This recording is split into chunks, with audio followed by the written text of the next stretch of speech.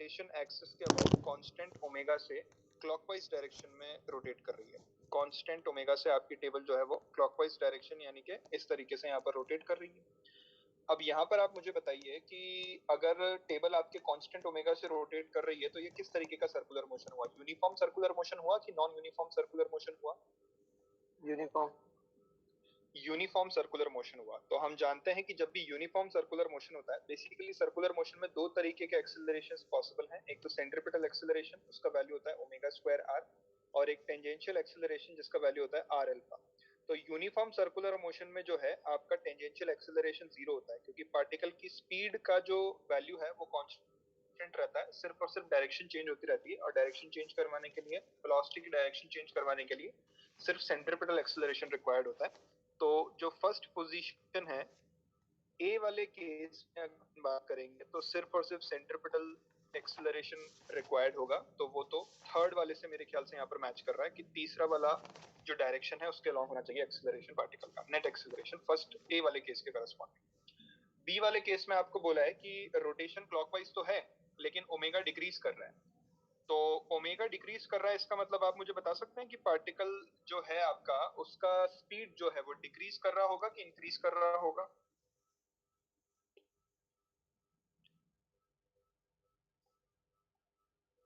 Omega is clockwise and omega is decrease कर रहा होगा ना। तो किसी भी मोमेंट पर पार्टिकल का वेलोसिटी इस तरीके से टेंजेंशियल डायरेक्शन में होगा और जो वेलोसिटी है वो होगा आपका आर ओमेगा के बराबर। अब ये वेलोसिटी आपकी डिक्रीज कर रही है टाइम के साथ। तो वेलोसिटी अगर आपकी डिक्रीज कर रही है तो सर्कुलर मोशन परफॉर्म करने के लिए एक तो सेंट्रीपिटल एक्सेलरेशन रिक्वायर्ड है और साथ ही साथ ये वेलोसिटी डिक्रीज भी कर रही है। तो वेलोसिटी डिक्रीज कर रही है मतलब मैग्नीट्यूड डिक्रीज कर रहा है वेलोसिटी का, तो एक टेंजेंशियल एक्सेलरेशन भी रिक्वायर्ड होगा जो कि इस वेलोसिटी के मैग्नीट्यूड को डिक्रीज करने के लिए रिस्पॉन्सिबल होगा। और वो टेंजेंशियल एक्सेलरेशन जो है वो आपके वेलोसिटी के ऑपोजिट डायरेक्शन में आना चाहिए, क्योंकि वो डिक्रीज करेगा उसको। अगर ओमेगा इंक्रीज कर रहा होता तो फिर वेलोसिटी भी इंक्रीज करती पार्टिकल की, तो फिर जिस डायरेक्शन में आपकी वेलोसिटी है उसी डायरेक्शन में टेंजेंशियल एक्सेलरेशन होता, जो कि आपका सी वाला केस हो जाएगा। तो बी वाले केस में आपका डायरेक्शन जो है नेट एक्सेलरेशन का, एसी आपका इधर सेंटर की तरफ और एटी आपका ऊपर की तरफ, तो उनका रिजल्टेंट कहीं फोर्थ वाली डायरेक्शन के अलॉन्ग आ जाएगा। तो बी वाले में आपका फोर्थ ऑप्शन, फोर्थ वाला जो डायरेक्शन है वो मैच कर जाएगा।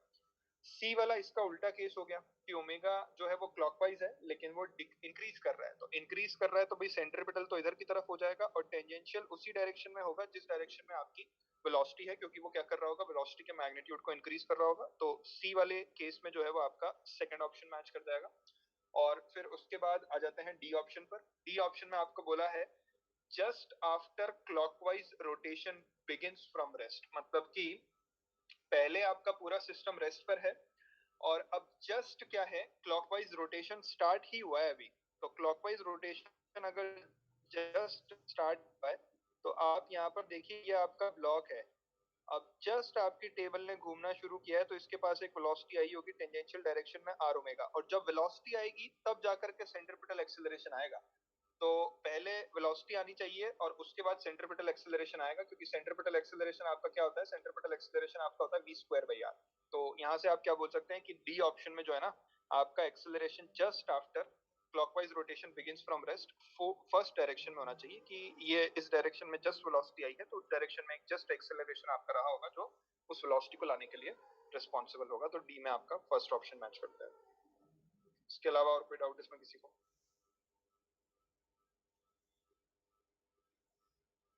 ठीक है, एक्सरसाइज 3 पार्ट 1 डिस्कस कर लेते हैं। उसके बाद 2 में अगर आप बोलेंगे कुछ होगा किसी को, बहुत सारे बताऊंगा मैं, 2 में ऑलरेडी डिस्कस कर चुका हूँ। एक तो अगर किसी के डाउट रहेगा मैं तो वो जरूर बता दूँ। मैथ्स कॉलम मेरे ख्याल से आप लोगों ने किया नहीं होगा अभी, थर्ड नंबर वाला।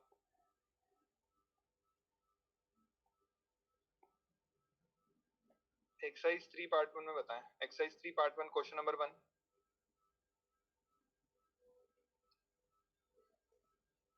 Question number 2।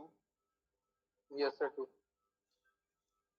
2 में देखिए आपको क्या बोला है यहाँ पर कि दो आइडेंटिकल डिस्क हैं और वो इस तरीके से ओमेगा से रोटेट कर रही हैं। एक डिस्क जो है वो तो आपकी क्लॉकवाइज रोटेट कर रही है और दूसरी डिस्क जो है वो एंटी क्लॉकवाइज रोटेट कर रही है यहाँ पर।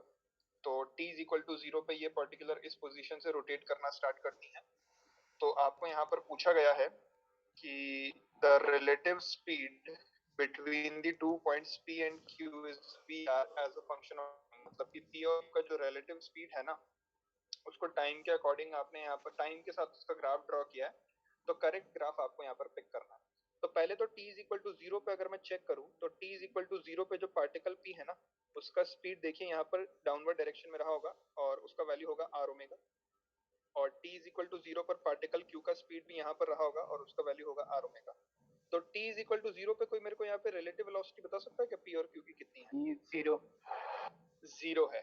तो t इज इक्वल टू 0 पे रिलेटिव वेलोसिटी 0 है। ऐसे आपके पास एक तो a ऑप्शन है और ऐसा आपके पास एक c ऑप्शन है, तो b और d तो वैसे ही गलत हो गए, है ना। उसके बाद 1/4 टाइम पीरियड के बाद, मतलब कि अगर कैपिटल T आपका टाइम पीरियड है तो कैपिटल T/4 के बारे में मैं बात कर रहा हूँ। कैपिटल T/4 टाइम के बाद जो है वो पार्टिकल्स यहाँ पहुंच चुके होंगे, क्वार्टर सर्कल मूव कर चुके होंगे।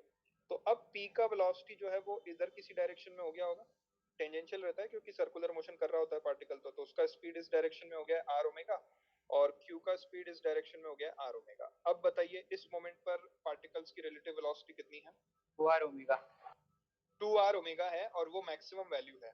अपन जानते हैं, अपन डीपीपी में क्वेश्चन कल भी आया था, आप ही के बैच में आया था जहां तक मुझे याद आ रहा है, कि अगर इस तरीके से दो पार्टिकल्स एंटी पैरेलल डायरेक्शन में मूव कर रहे होते हैं तो उनकी रिलेटिव वेलोसिटी उस केस में मैक्सिमम निकल करके आती है। सही बात है ना? यस।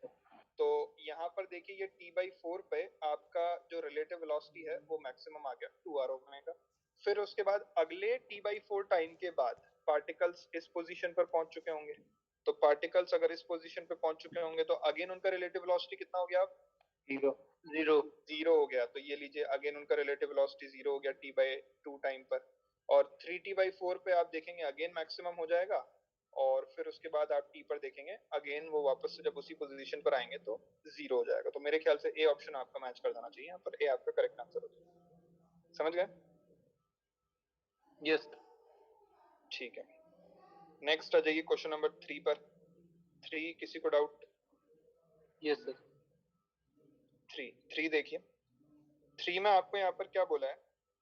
3 में आपको बोला है कि a wire which passes through the hole is a small bead is bent into form of quarter circle बना दिया, मतलब आपने एक वायर को बेंड करके और एक रिंग जो है बेसिकली आपने उस वायर पे स्लाइड करवानी है यहाँ पर, और वायर जो है वो फिक्स्ड है अपने इस पोजीशन पर। तो बीड या रिंग जो भी आप बोले उसको आपने ए पॉइंट से रिलीज किया है और ए पॉइंट से स्लाइड करके वो बी पॉइंट तक आएगा। तो आपसे यहाँ पर पूछा गया है कि जो नॉर्मल विदाउट फ्रिक्शन है ना, फ्रिक्शन वगैरह कुछ यहाँ पर प्रेजेंट है नहीं, तो नॉर्मल फोर्स के बारे में आपको कमेंट करने के लिए बोला गया है शायद यहाँ पर कि as the bead moves from A to B the force it applies on the wire. मतलब कि ऑब्वियस सी बात है कि बीड ने जितना नॉर्मल वायर पे अप्लाई किया होगा उतना ही नॉर्मल वायर ने भी बीड पर अप्लाई किया होगा। तो अपने को नॉर्मल के डायरेक्शन के बारे में कमेंट करना है कि नॉर्मल का डायरेक्शन जो है वो किधर की तरफ रहेगा, जैसे जैसे बीड ए से लेकर के बी तक स्लाइड कर रहा है। ठीक है, बढ़िया बात है। तो मैं कोई जनरल सिचुएशन यहाँ पर अज्यूम कर लेता हूँ। लेट से आपका जो बीड है ना वो यहाँ कहीं पहुंच चुका है और बीड यहाँ कहीं पहुंच चुका है, तो वो थीटा एंगल ऑलरेडी यहाँ पर कवर कर चुका है। उसको 90 डिग्री का एंगल कवर करना है अगर उसको ए से लेकर के बी तक आना है, तो यहाँ पर वो थीटा एंगल ऑलरेडी कवर कर चुका है। अब यहाँ पर अगर मैं एनर्जी कंजर्वेशन से बीड का वेलोसिटी निकालने की कोशिश करूँ, मैं मान लेता हूँ कि इस सिचुएशन में जो नॉर्मल है ना बीड पर वो बाहर की तरफ लग रहा है, ऐसा मैंने अज्यूम कर लिया कि बाहर की तरफ लग रहा है। और ग्रेविटी तो ऑब्वियस सी बात है वर्टिकली डाउनवर्ड डायरेक्शन में लग रही होगी, और आपका ये वाला एंगल अगर थीटा है तो ये वाला एंगल भी आपका यहाँ से थीटा निकल करके आएगा।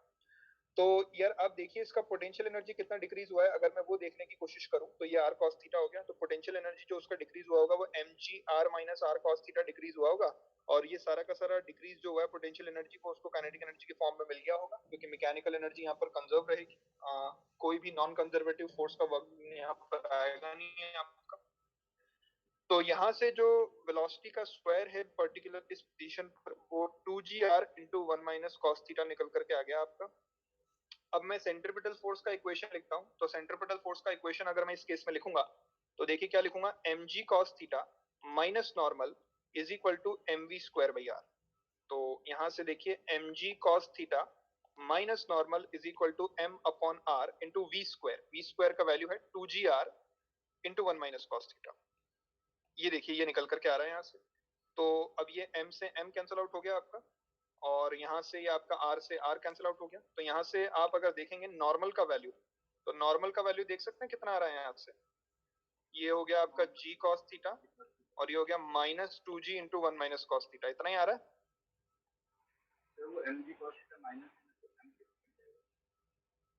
क्या बोल रहे हैं? अच्छा मैंने मास कैंसिल आउट कर दिया, वहां पे नॉर्मल भी था। हाँ यार सही बोल रहे हो। ये लीजिए, तो ये mg cos थीटा माइनस ये आपका नॉर्मल फोर्स का वैल्यू निकल करके आ गया। अब आप यहाँ से बेसिकली क्या चाहते हैं कि नॉर्मल का डायरेक्शन चेक करना चाह रहे हो आप। नॉर्मल का डायरेक्शन अगर आप चेक करना चाह रहे हो तो आपने जो नॉर्मल अज्यूम किया है बीड पर, वो बाहर की तरफ अज्यूम किया है। तो अगर ये टर्म आपका ग्रेटर देन जीरो है मतलब बीड पर नॉर्मल बाहर की तरफ लगेगा, और अगर ये टर्म आपका लेस देन जीरो हो गया तो फिर आपका नॉर्मल का डायरेक्शन मतलब कि जो आपने अज्यूम किया है उसके ऑपोजिट डायरेक्शन में आ जाएगा, मतलब कि वो अंदर की तरफ आ जाएगा। ये बात समझ में आती है सभी को? Yes sir. तो यहाँ से अगर अपन cos थीटा का वैल्यू उसके करस्पॉन्डिंग कैलकुलेट करने की कोशिश करें तो ये हो जाएगा mg cos theta minus 2mg into 1 minus cos theta should be greater than zero. ये mg कॉमन आकर के जीरो में भेज दीजिए आप। तो मेरे ख्याल से तो ये बन रहा है आपका cos theta minus two cos theta should be greater than zero. तो यहाँ से cos theta should be greater than 2/3 आ रहा है आपका, यहाँ से देखिए। तो cos थीटा जब 2/3 से बड़ा होगा तब आपका नॉर्मल जो है वो ग्रेटर देन जीरो है, मतलब कि बीड पर तो नॉर्मल बाहर की तरफ लगेगा, मतलब कि रिंग पर जो नॉर्मल लगेगा, आपके वायर पे जो नॉर्मल लगेगा वो अंदर की तरफ लगेगा, है ना। और जब cos थीटा आपका 2/3 से छोटा हो जाएगा तो बीड पे नॉर्मल अंदर की तरफ, मतलब कि वायर पे नॉर्मल बाहर की तरफ लगेगा। तो मेरे ख्याल से समझ गए होंगे, है ना। आप अगर करेक्ट ऑप्शन चेक करना चाहेंगे, क्या बोल रहे हैं?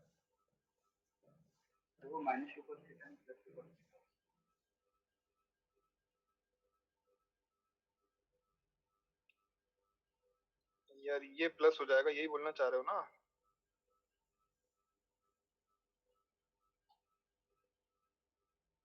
और कोई डाउट है इसमें किसी को?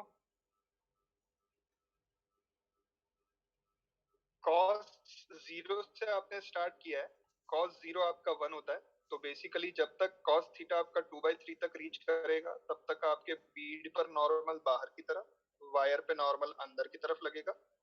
और जब cos थीटा 2/3 से छोटा हो जाएगा तो बेसिकली आपका नॉर्मल बीड पे अंदर की तरफ शिफ्ट हो जाएगा, मतलब वायर पे बाहर की तरफ शिफ्ट हो जाएगा। उसके हिसाब से आप करेक्ट ऑप्शन मैच करा सकते हैं। आपको किस पर नॉर्मल देखने बोला है उन्होंने, वो देख लीजिएगा। Force it applies on the wire, wire पे फोर्स अप्लाई, वायर पे फोर्स आपको देखने के लिए बोला गया है। तो वायर पे पहले तो फोर्स जो है वो इनवर्ड लगेगा क्योंकि बीड पे आउटवर्ड लग रहा है, और फिर वायर पे फोर्स आउटवर्ड लगेगा क्योंकि बीड पे इनवर्ड लगेगा उसके बाद। नेक्स्ट पैराग्राफ में डाउट किसी को? Yes sir. पैराग्राफ किसी ने अच्छे से सॉल्व किया है कि नहीं किया है? किसी से हुआ paragraph? No sir. No sir, नहीं हुआ। ये देखिए वही कहानी लिख करके देखिए दी गई है आपको जो मैं आपसे बात कर।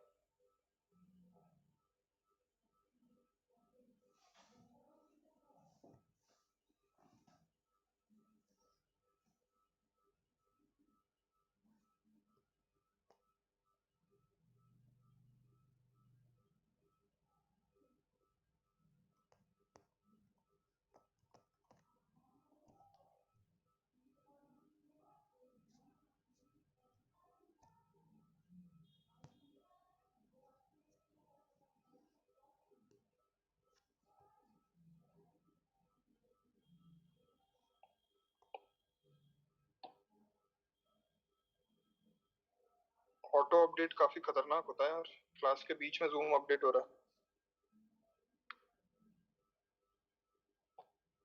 आवाज आ रही सभी को? Yes sir. Yes sir. Yes sir. हाँ तो पैराग्राफ में देखिए उन्होंने वो कहानी आपको लिख करके दी है यहाँ पे। ये तो आपको rotation frame of reference, rotatory frame of reference में आपको जो पार्टिकल है, आपको मैं पूरा क्वेश्चन समझा देता हूँ पहले तो। कि ये डिस्क ओमेगा से यहाँ पर रोटेट कर रही है आपकी, और डिस्क ओमेगा से रोटेट कर रही है, आप क्या करते हैं, डिस्क में आपने एक स्लॉट बना रखा है, ये इस तरीके से एक पाथ बना रखा है आपने इस डिस्क के बीच में, और फिर उसके बाद आप क्या करते हैं, किसी पर्टिकुलर टाइम पर इस डिस्क के रोटेशन एक्सिस से r/2 डिस्टेंस पे एक ब्लॉक को रख देते हैं, और डिस्क तो आप कभी भी रोटेट कर रहे हैं, ब्लॉक का मास m है, तो उस ब्लॉक के बारे में आपको यहाँ पर जो है काफी सारे क्वेश्चंस पूछे गए कि बताइए डिस्टेंस r कितना होगा ब्लॉक का, मतलब कि रोटेशन एक्सिस से जो डिस्टेंस है वो टाइम के अकॉर्डिंग किस तरीके से वेरी करेगा ब्लॉक के लिए, और फिर उसके बाद net reaction of the disc on the block, मतलब डिस्क जो है वो कितना रिएक्शन फोर्स उस पर्टिकुलर ब्लॉक पे अप्लाई कर रही होगी, वो आपको यहाँ पर कैलकुलेट करने के लिए बोला गया है। अब उसके बाद उन्होंने ऊपर इनर्शियल और non inertial frame of reference का थोड़ा बहुत ज्ञान दिया है आपको, और फिर उसके बाद बोला है कि जो रोटेटिंग फ्रेम ऑफ रेफरेंस है ना, उसमें जो ब्लॉक पे आपके फोर्स लगेगा या किसी भी पार्टिकल पर जो फोर्स लगता है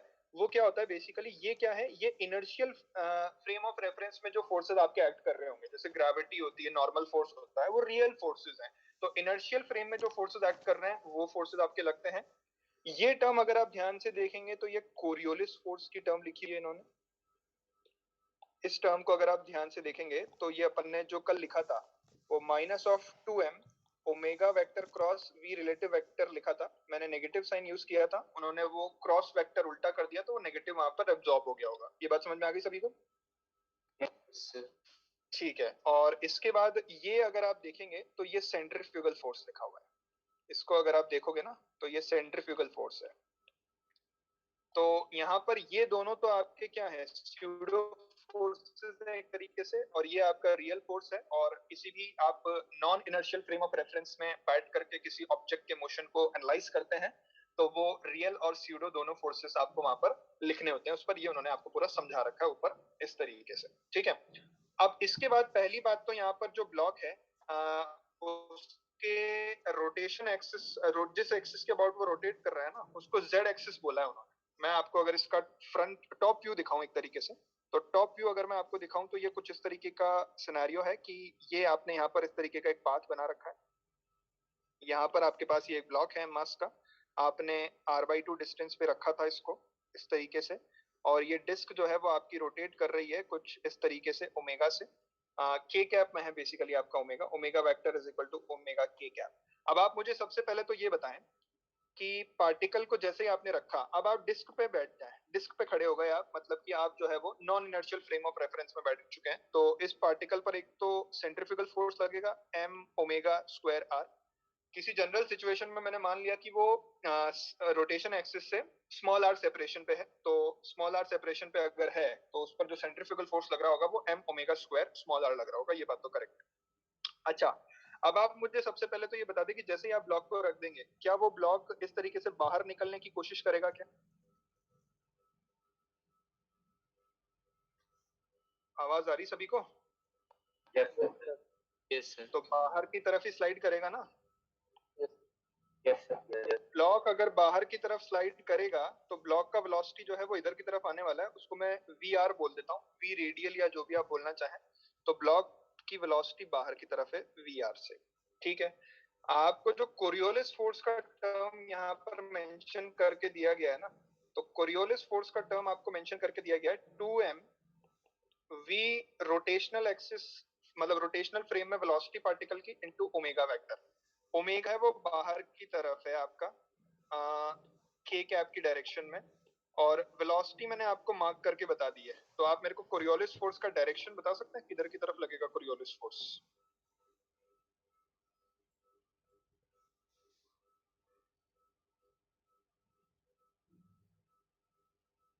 वेलोसिटी की डायरेक्शन बाहर की डायरेक्शन, बाहर की तरफ। ये देखो ये क्रॉस प्रोडक्ट लिखा हुआ है यहाँ पे, वेलोसिटी क्रॉस ओमेगा, तो वेलोसिटी क्रॉस ओमेगा किधर की तरफ आएगा? दोनों के परपेंडिकुलर। हाँ दोनों के परपेंडिकुलर तो आएगा, लेकिन किधर की तरफ आएगा? आउटवर्ड्स। आउटवर्ड्स गलत है, आउटवर्ड्स तो आपका ओमेगा है ना सर, उसी प्लेन में सर, बाहर की तरफ। हाँ उसी प्लेन में तो आएगा, लेकिन किधर की तरफ? आई कैप में, जे कैप में, इसको एक्स एक्सिस बोल दो, जे के इसको वाई एक्सिस बोल दो, और बाहर की एक्स में या एक्स एक्स में आएगा। अच्छा, नेगेटिव एक्स। और कोई? -j में आएगा, है ना। जो वेलोसिटी वेक्टर है वो आई कैप के अलोंग है, और जो ओमेगा वेक्टर है वो के कैप के अलोंग है।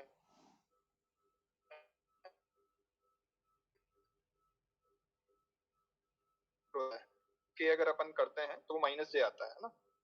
अब आप लोगों को पता नहीं आप लिखा आता है, मेरे लिए तो यही आता है। तो कोरियोलिस फोर्स जो है ना वो इधर की तरफ लग रहा होगा।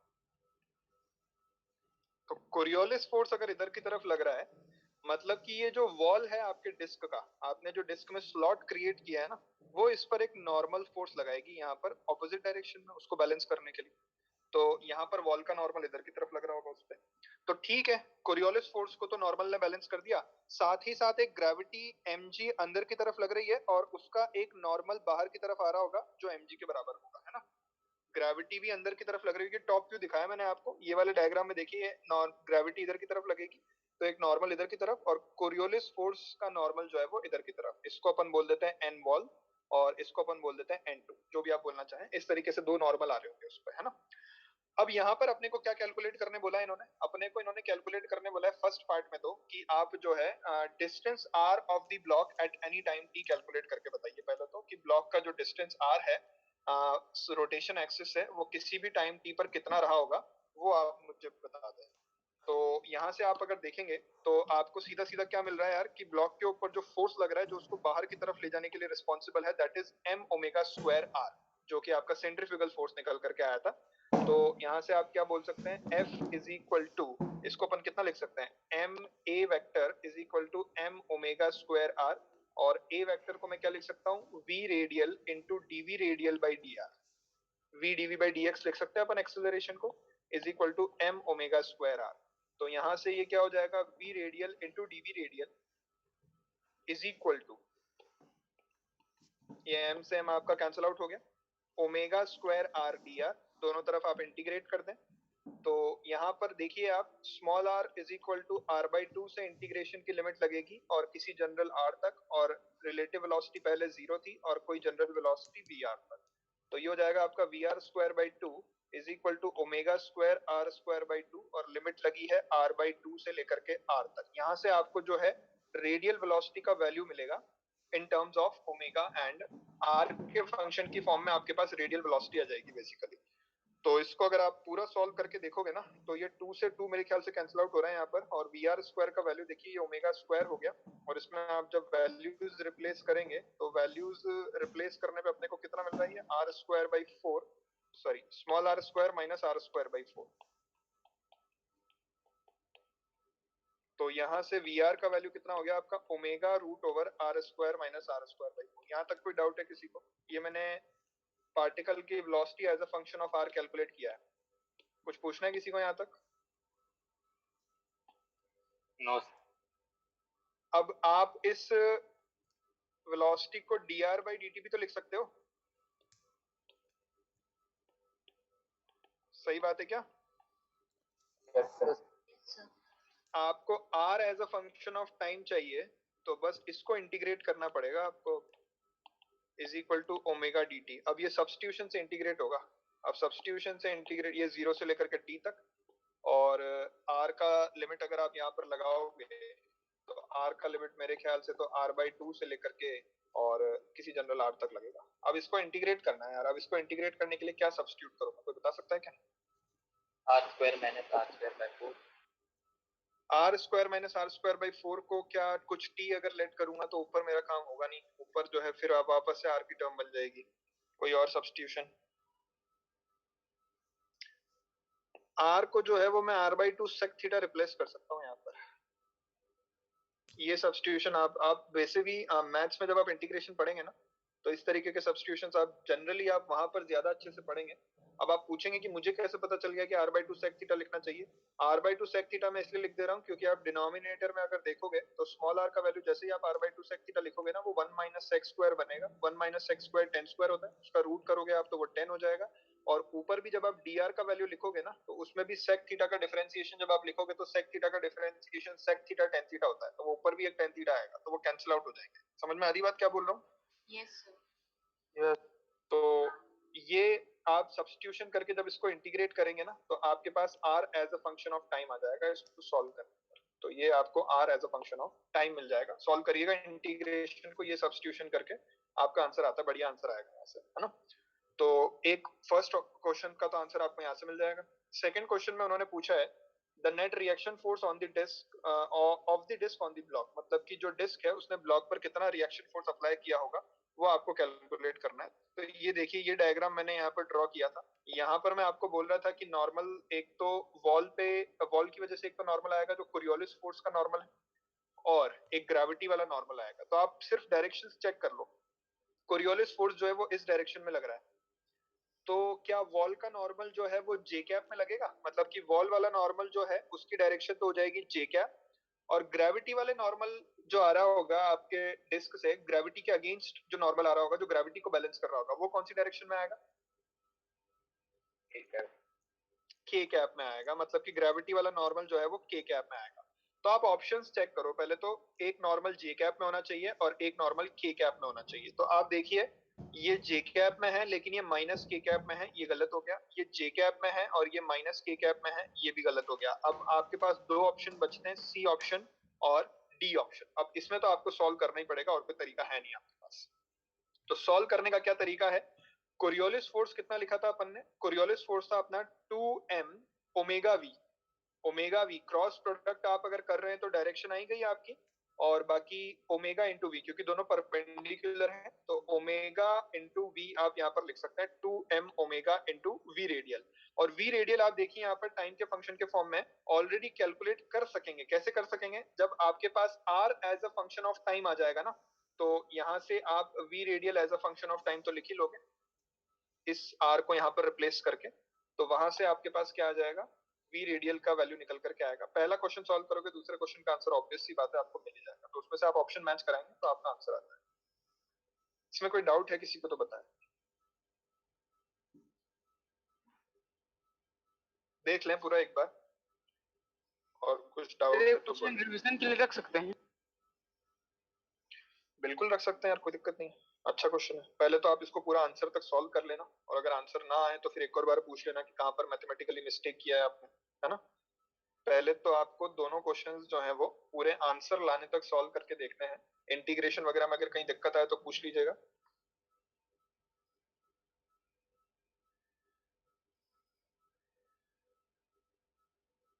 तो अब ये इस तरीके के पैराग्राफ्स पूछे गए थे, 2016 का पैराग्राफ है। हर साल एक पैराग्राफ तो ऐसा आता ही है खतरनाक सा। तो अब वही वाली बात है कि अगर आप एवरेज स्टूडेंट हैं, 50% मार्क्स टारगेट कर रहे हैं एडवांस में, तो अपने को इस तरीके के क्वेश्चंस को स्किप कर देना होता है, क्योंकि 50% पेपर में ये चीजें इंक्लूड नहीं होती है जो आपको अटेम्प्ट करना होता है। 50% पेपर सही अटेम्प्ट करना होता है, मतलब ऐसा नहीं है कि 50% ही अटेम्प्ट कर रहे हैं तो उसमें से 40% आपके आ रहे हैं। आपको पेपर जो है वो 55 to 60% अटेम्प्ट करना पड़ेगा, 10% आप नेगेटिव तो करोगे, तो उसके अकॉर्डिंग जो है वो आपको, वो आप अपनी कंडीशन बेटर जानते हैं। इसमें कोई डाउट अगर और 50% का कितना रहेगा, अंडर 5000 आप टारगेट कर सकते हैं 50% अगर आप ले आए तो। वही मैं बोला ना, एवरेज स्टूडेंट के हिसाब से बता रहा हूँ मैं। इससे ऊपर जितना जाओगे उतना अच्छा है आपके लिए, पहले इतना तो लाओ। लेकिन और कोई doubt, question number 6, angular momentum नहीं पता होगा आप लोगों को, एंगुलर मोमेंटम क्या होता है पता है क्या? यस सर, एमवीआर होता है ना। अगर ये पता है तो फिर तो काम हो गया होगा आपका, अगर ये नहीं पता है तो फिर काम नहीं हुआ होगा, है ना। एंगुलर मोमेंटम जो होता है वो एमवीआर होता है। पूछना है किसी को 6th? No sir. ठीक है, तो इतना ही रखते हैं। कल का होमवर्क आप नोट कर लें, कल क्लास नहीं है, परसों क्लास है। पूरा कंप्लीट करके आना है शीट में जितना भी आपका बचा हुआ है। एक्सरसाइज 1 2 3 जिसमें जिसका जो भी बचा हुआ हो वो कंप्लीट कर लीजिएगा, और एक डीपीपी करके आनी है, डीपीपी नंबर B2। ये आपका सैटरडे की क्लास का होमवर्क है। टेस्ट पेपर सॉल्व कर लीजिएगा अगर आपका मन है डिस्कस करने का तो, और मुझे जरूर इन्फॉर्म कर दें जो लोग इंटरेस्टेड है टेस्ट पेपर डिस्कस करने में। तो क्लास जो है वो मैं 2:30 पे स्टार्ट करूंगा अगर टेस्ट पेपर डिस्कशन करना है तो। बाकी अगर आपके एक दो डाउट्स ही हैं टेस्ट पेपर में अगर, तो वो आप सीधा व्हाट्सएप पे भी स्क्रीनशॉट लेकर के सेंड कर सकते हैं, मैं वैसे भी बता दूं। अगर ज्यादा डाउट्स हैं तो फिर आधा घंटा पहले स्टार्ट कर लेंगे, कोई इशू नहीं। चलिए पढ़ लेते हैं, और कुछ पूछना हो किसी को तो बताएं।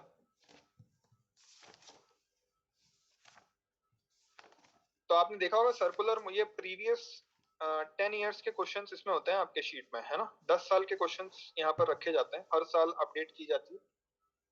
तो आप देखिए 6 क्वेश्चन मिले हैं आपको 2011 से लेकर के 2021 तक में, जो डेडिकेटेडली सर्कुलर मोशन के थे।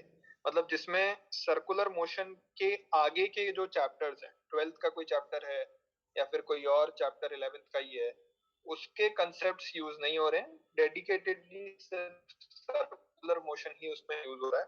तो वो 6 क्वेश्चन हैं बस।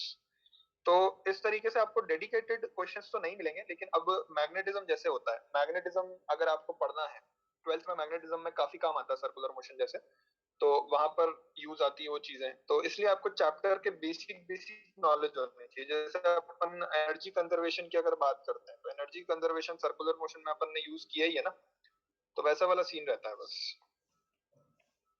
चलिए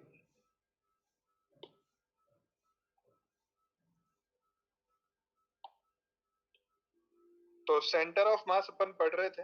ये सेंटर ऑफ मास अपन ने इस सिस्टम का डेराइव किया था, यहाँ पर ये इतना निकल करके आया था। यहाँ तक जितना पढ़ा है उसमें तो मेरे ख्याल से कोई डाउट होगा नहीं।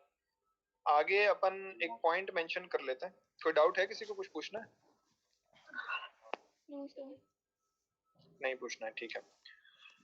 अब अगर मैं यहाँ पर आपको बोलूं कि किसी भी सिस्टम का सेंटर ऑफ मास जो है, जहां पर भी निकल करके आ रहा है, बहुत सारे पार्टिकल्स हैं आपके पास रैंडमली डिस्ट्रीब्यूटेड है स्पेस में, और जहां पर भी सेंटर ऑफ मास आपने लोकेट किया है इस तरीके से, जो अपन ने तरीका सीखा था लोकेट करने का, उसी को अगर मैं ओरिजिन मान लूं, है ना। ओरिजिन तो मैं कहां पर मान रहा हूँ, वो तो मेरा मेरा मन है ना, कोऑर्डिनेट एक्सिस तो मैं किधर भी शिफ्ट कर सकता हूँ मेरा।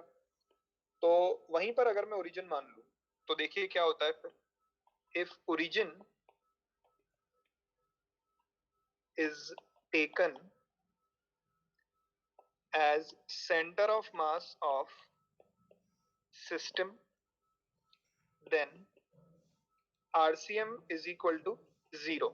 मतलब कि जो आपका सेंटर ऑफ मास का पोजीशन वेक्टर है वो क्या हो जाएगा, नल वेक्टर हो जाएगा, एक तरीके से जीरो वेक्टर हो जाएगा। XCM भी आपका जीरो हो गया, YCM भी आपका जीरो हो गया। तो इसका मतलब क्या है, अब अगर XCM और YCM आपका जीरो हो गया, तो RCM वेक्टर जो होता था आपका, वो क्या होता था, M1R1 vector plus M2R2 vector plus M3R3 vector and so on, divided by M1 plus M2 plus M3 and so on. तो ये पूरा का पूरा टर्म किसके बराबर हो जाएगा, जीरो के बराबर हो जाएगा, क्योंकि आपने सेंटर ऑफ मास को ही ओरिजिन लेट कर दिया है। तो फिर यहाँ पे आप क्या बोलेंगे, यहाँ पे आप बोलेंगे M1R1 vector plus M2R2 vector plus M3R3 vector and so on is equal to 0। तो ये M इंटू R जो है ना, इसको मास मोमेंट बोला जाता है। इसका एक नाम डिफाइन किया जाता है, मास मोमेंट। मतलब किसी पार्टिकल का मास और उसका पोजीशन वेक्टर का जो मल्टीप्लिकेशन है, उसको मास मोमेंट डिफाइन किया जाता है M into R।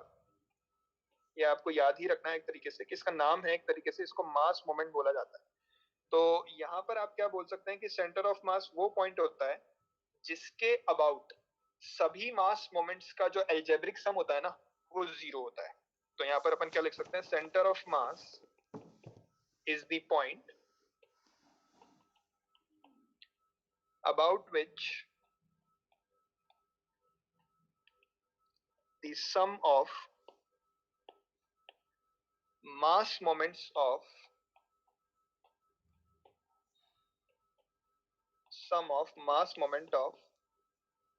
the system is 0। सभी पार्टिकल्स के मास मोमेंट का एल्जेब्रिक सम, एल्जेब्रिक से मतलब है कि आपको डायरेक्शन कंसिडर करनी है, मतलब वेक्टर फॉर्म में लिखना है, तो वो आपका नेट कितना निकल करके आएगा, जीरो निकल करके आता है सेंटर ऑफ मास के अबाउट, है ना। जैसे कि इसका सबसे बढ़िया एग्जांपल है कि आप दो पार्टिकल्स ले लें और दो पार्टिकल्स का सेंटर ऑफ मास किस तरीके से लोकेट करना है आपको, वो अगर अपन यहाँ पर देखें, position of centre of mass of two particles, position of centre of mass of two particles, कि दो पार्टिकल्स अगर हैं आपके पास तो उनके सेंटर ऑफ मास का पोजीशन किस तरीके से आप लोकेट कर सकते हैं। तो समझ लें, पहले लिखने का टाइम दे दूंगा मैं आपको। ये मान लीजिए दो पार्टिकल इस तरीके से आपके, मैंने एक स्ट्रेट लाइन के थ्रू इनको ज्वाइन कर दिया। ये वाला पार्टिकल जो है वो m1 है, ये वाला पार्टिकल आपका m2 है, और इनके बीच का सेपरेशन जो है वो r है।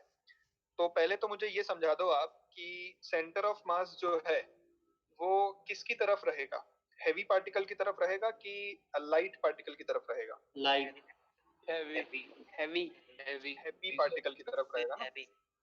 आपको क्या करना है, यहाँ पर सेंटर ऑफ मास लोकेट करना है दो पार्टिकल्स के सिस्टम का। तो ऑब्वियस सी बात है कि हैवी पार्टिकल के पास जो है वो सेंटर ऑफ मास को आना पड़ेगा, क्योंकि वहां पर मास ज्यादा आपका एक तरीके से सिचुएटेड है उस साइड पर। तो मैं मान लेता हूँ कि इन दोनों का सेंटर ऑफ मास जो है वो यहाँ कहीं लोकेट हुआ है ना। तो इन दोनों का सेंटर ऑफ मास इनके बीच में अगर यहाँ कहीं लोकेट हुआ है, तो m1 से इनके सेंटर ऑफ मास का जो डिस्टेंस है वो मैंने अज्यूम कर लिया, लेट्स से r1 है, और m2 से जो सेंटर ऑफ मास का डिस्टेंस है वो मैंने अज्यूम कर लिया, लेट्स से r2 है। अब मैं r1 और r2 का वैल्यू यहाँ पर फाइंड आउट करना चाहता हूँ। तो r1 और r2 मेरे पास दो वेरिएबल हैं, तो एक इक्वेशन तो यार मेरे पास यही आ गया कि r1 प्लस r2 जो है वो r के बराबर है। अब एक इक्वेशन मेरे को और बनानी है यहाँ पर। तो एक इक्वेशन अगर और बनानी है तो वो जो ऊपर अपन ने पॉइंट लिखा है ना, अपन उसको यूटिलाइज कर सकते हैं कि लेट्स से मैंने सेंटर ऑफ मास को ही ओरिजिन मान लिया। तो सेंटर ऑफ मास को अगर अपन ओरिजिन मानते हैं तो जो भी आपके सिस्टम में पार्टिकल सिचुएटेड हैं उनके मास मोमेंट्स का जो एल्जेब्रिक सम है ना, वो सेंटर ऑफ मास के अबाउट जीरो होता है।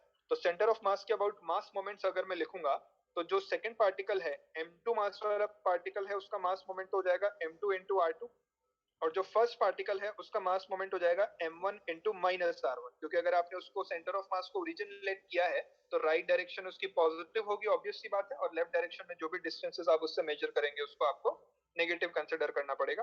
तो ये आपका जीरो के बराबर हो गया। तो यहाँ से आपको क्या मिल गया, m1 r1 is equal to m2 r2। ये हो गया आपका सेकंड इक्वेशन। तो आपके पास देखिए दो वेरिएबल हैं और दो इक्वेशन है। तो आप सबसे पहले तो क्या करें, यहाँ तक लिख लें और फिर r1 और r2 का वैल्यू मुझे सॉल्व करके बताएं, और अगर किसी को डाउट है तो पूछें।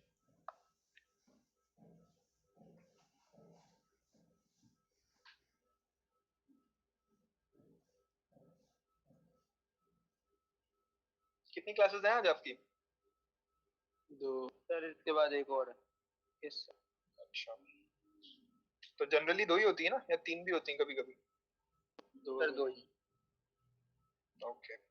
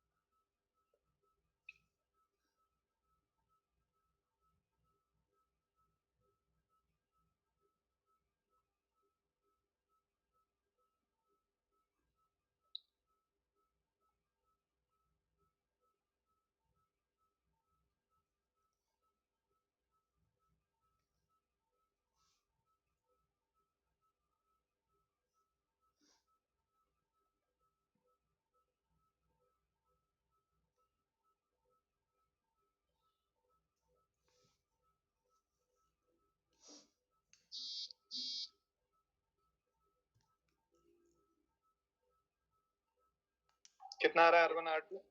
r2 m1 upon m1 plus m1 upon m1 plus m2 into sir m1 r upon m1 plus m2। हाँ, m1 r upon m1 plus m2, तो r2 हो गया आपका, और r1 हो जाएगा m2 r upon m1 plus m2। सही है? r से माइनस कर। हाँ, तो यहाँ से अगर आपने कैलकुलेशन सही की है तो जो आपको आंसर्स मिलेंगे ना, r1 का वैल्यू आपको मिलेगा, r1 का वैल्यू होगा m2r upon m1 plus m2, और r2 का वैल्यू आपको मिलेगा m1r upon m1 plus m2। देखिए हर चीज में लॉजिक होता है, हर चीज में तरीका होता है ना। बचपन में जो आपने तरीके सीखे थे, बचपन में जो आपने चीजें सीखी थी, वो कभी भी वेस्ट नहीं जाती हैं। अब या तो दो वेरिएबल दो इक्वेशन सॉल्व कर लो, या फिर आपको ये चीज समझ में आ रही है कि R1 और R2 जो हैं वो M2/M1 के रेशियो में डिवाइड हो रहे हैं। Yes sir. R1 और R2 अगर M2/M1 के रेशियो में डिवाइड हो रहे हैं, तो बचपन में सीखा होगा ना कि 100 रुपीज को 2:3 में अगर डिवाइड करना है तो 2/5 इंटू 100 और 3/5 इंटू 100। तो वही लिखा हुआ है यहाँ भी। जो R है उसको आपको क्या करना है, M2 और M1 के रेशियो में डिवाइड करना है। तो R1 और R2 आप वहां से भी लिख सकते थे, सीधा सीधा तरीका वही है, मैथ्स ही है मतलब। ठीक है, तो ये आप चाहें तो याद भी रख सकते हैं, आपको याद हो ही जाएगा, बहुत जगह काम आती है ये चीज कि अगर दो पार्टिकल्स हैं और दोनों पार्टिकल्स के बीच का सेपरेशन r है, तो एक का मास m1 है, दूसरे का मास m2 है, तो m2 से जो सेंटर ऑफ मास का डिस्टेंस है वो आ जाएगा m1r upon m1 plus m2, और जो m1 है उससे सेंटर ऑफ मास का डिस्टेंस आ जाएगा m2r upon m1 plus m2। Inverse ratio में डिवाइड होती है बेसिकली डिस्टेंस। जो पार्टिकल भारी होगा, जिसका मास ज्यादा होगा, सेंटर ऑफ मास उसके पास में लोकेट होगा। ठीक है, तो ये तो अपन ने क्या किया यहाँ पर, ये तो अपन ने पॉइंट मास के सिस्टम्स की बात कर रहे थे अपन, जैसे बहुत सारे डिफरेंट डिफरेंट पॉइंट मासेस हैं, तो उस सिस्टम का सेंटर ऑफ मास अपन ने लोकेट करना सीख लिया। लेकिन कॉन्टिन्यूअस मास डिस्ट्रीब्यूशन हो, अगर आपके पास रॉड हो, हेमिस्फीयर हो, या फिर हाफ डिस्क हो, या फिर आपके पास हाफ रिंग हो, ऐसे कॉन्टिन्यूअस मास डिस्ट्रीब्यूशन का सेंटर ऑफ मास किस तरीके से लोकेट किया जाता है, उसके बारे में थोड़ी यहाँ पर अपन अब बात करेंगे। तो नेक्स्ट अपन हेडिंग लिख सकते हैं, centre of mass of continuous mass distribution.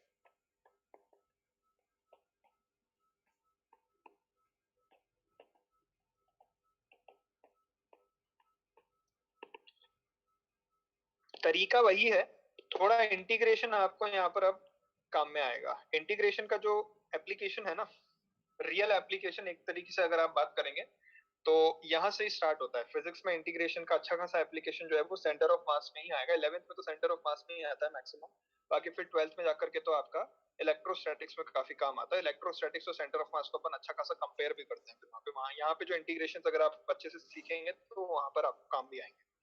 तो अगर आपको एक्ससीएम लोकेट करना है किसी भी कॉन्टिन्यूअस मास डिस्ट्रीब्यूशन का, तो यार आप ऊपर देखो, ऊपर आपने क्या लिखा था, किसी भी सेंटर ऑफ मास, किसी भी सिस्टम के सेंटर ऑफ मास को अगर आपको लोकेट करना होता था, तो आप क्या लिखते थे, m1x1 plus m2x2 and so on divided by m1 plus m2 plus m3। मतलब कि न्यूमरेटर में तो क्या आता था, न्यूमरेटर में जो आपके मास मोमेंट्स होते हैं एक्स एक्सिस के अलोंग या एक्स एक्सिस के करस्पॉन्डिंग वाले, एक्स कोऑर्डिनेट के करस्पॉन्डिंग वाले मास मोमेंट्स का सम और डिवाइडेड बाय टोटल मास, ये निकल करके आता था।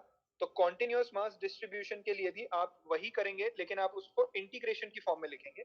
इंटीग्रेशन की फॉर्म में कैसे लिखेंगे, integral of x DM initial से लेकर के फाइनल तक divided by integral of DM initial से लेकर के फाइनल तक। भाई छोटा सा एलिमेंट अगर आपने पिक किया डीएम मास का, तो उसको इंटीग्रेट कर दोगे तो टोटल मास मिलेगा। तो देखो नीचे टोटल मास लिखा हुआ है, और जो डीएम मास का आपने एलिमेंट पिक किया है उसका सेंटर ऑफ मास अगर एक्स डिस्टेंस पे लोकेटेड है, तो डीएम इंटू एक्स क्या हो गया, उस छोटे से एलिमेंट का मास मोमेंट हो गया। और अगर आपने इंटीग्रेट कर दिया तो मतलब कि सभी छोटे छोटे एलिमेंट्स के मास मोमेंट को आपने क्या कर दिया, ऐड कर दिया। क्योंकि इंटीग्रेशन का बेसिक पर्पस क्या रहता है, ऐड ही तो करता है इंटीग्रेशन। एरिया अपन ने देखा था, एरिया अंडर कर्व अपन ने कैलकुलेट किया था जब अपन ने मैथमेटिकल टूल सीखा था, तो वहां पर अपन ने यही उसका एक तरीके से यूज पढ़ा था ना, कि आप एरिया कैलकुलेट कर सकते हैं किसी भी कर्व का, एक्स एक्सिस के साथ कितना एनक्लोज हो रहा है या वाई एक्सिस के साथ कितना एनक्लोज हो रहा है, इंटीग्रेशन के यूज से। सही बात है। Yes sir. तो एक्ससीएम आप इस तरीके से यहाँ पर लिख सकते हैं, और अगर आपको वाईसीएम लिखना है तो वाईसीएम भी आप सिमिलरली लिखा है सर, इनिशियल से लेकर के फाइनल, आई से लेकर के एफ, मतलब इनिशियल पॉइंट से लेकर के फाइनल पॉइंट तक जो भी आप चूज करेंगे एलिमेंट,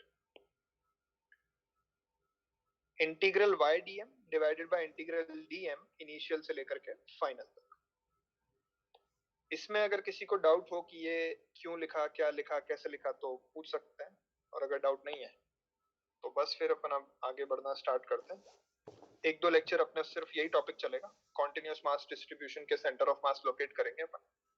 रॉड का मतलब नेक्स्ट लेक्चर में खत्म हो जाएगा, इस लेक्चर में तो पूरा नहीं हो पाएगा। रॉड का करेंगे, फिर उसके बाद अपन डिस्क का करेंगे, रिंग का करेंगे, हेमिस्फीयर का करेंगे, हेमिस्फेरिकल शेल का करेंगे, कोन्स का करेंगे, ट्रायंगुलर प्लेट्स का करेंगे।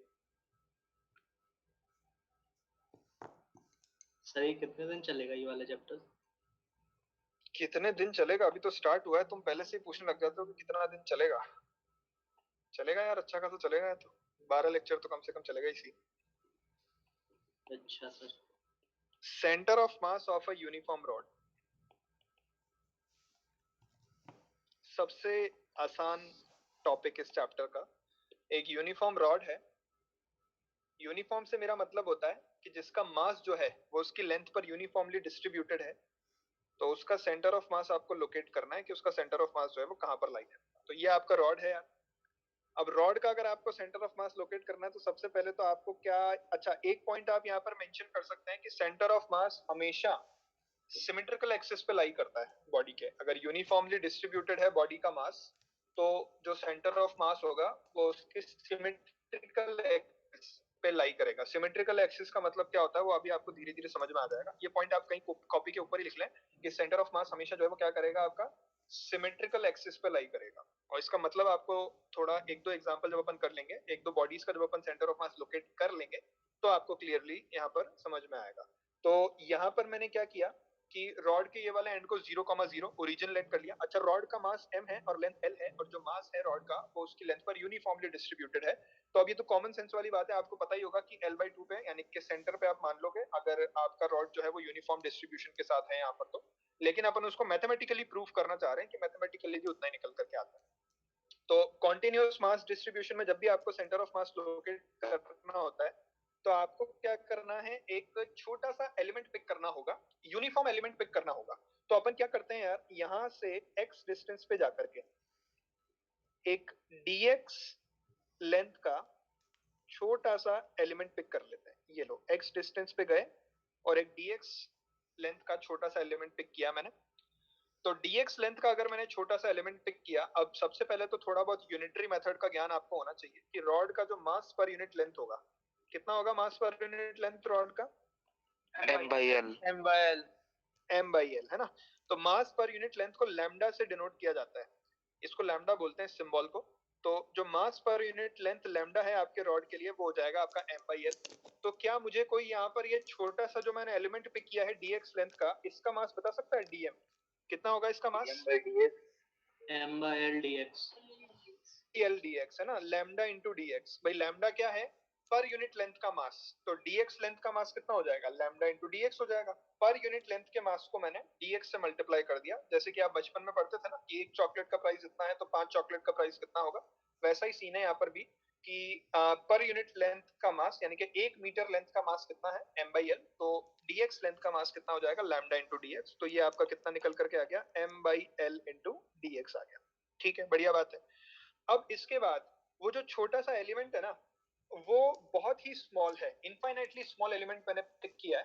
तो बेसिकली मैं ये अज्यूम कर सकता हूँ कि वो जो छोटा सा एलिमेंट है उसका सेंटर ऑफ मास ओरिजिन से x डिस्टेंस पे ही लाई करेगा। मतलब जहां पर वो एलिमेंट लाई कर रहा है ना, वहीं पर उसका सेंटर ऑफ मास लाई करेगा x डिस्टेंस पे, ऐसा मैं अज्यूम कर सकता हूँ यहाँ पर। तो जब मैं xcm लिखूंगा यहाँ पर, सेंटर ऑफ मास रॉड का लोकेट करूंगा xcm, तो वो कैसे लोकेट करूंगा? देखिए, integral of dm into x divided by integral of dm। तो अब आप यहाँ पर देखिए, dm का मतलब क्या है? एलिमेंट का मास, तो वो हो जाएगा m/l इंटू dx। और ये x क्या था? ये x था उस एलिमेंट के सेंटर ऑफ मास की लोकेशन।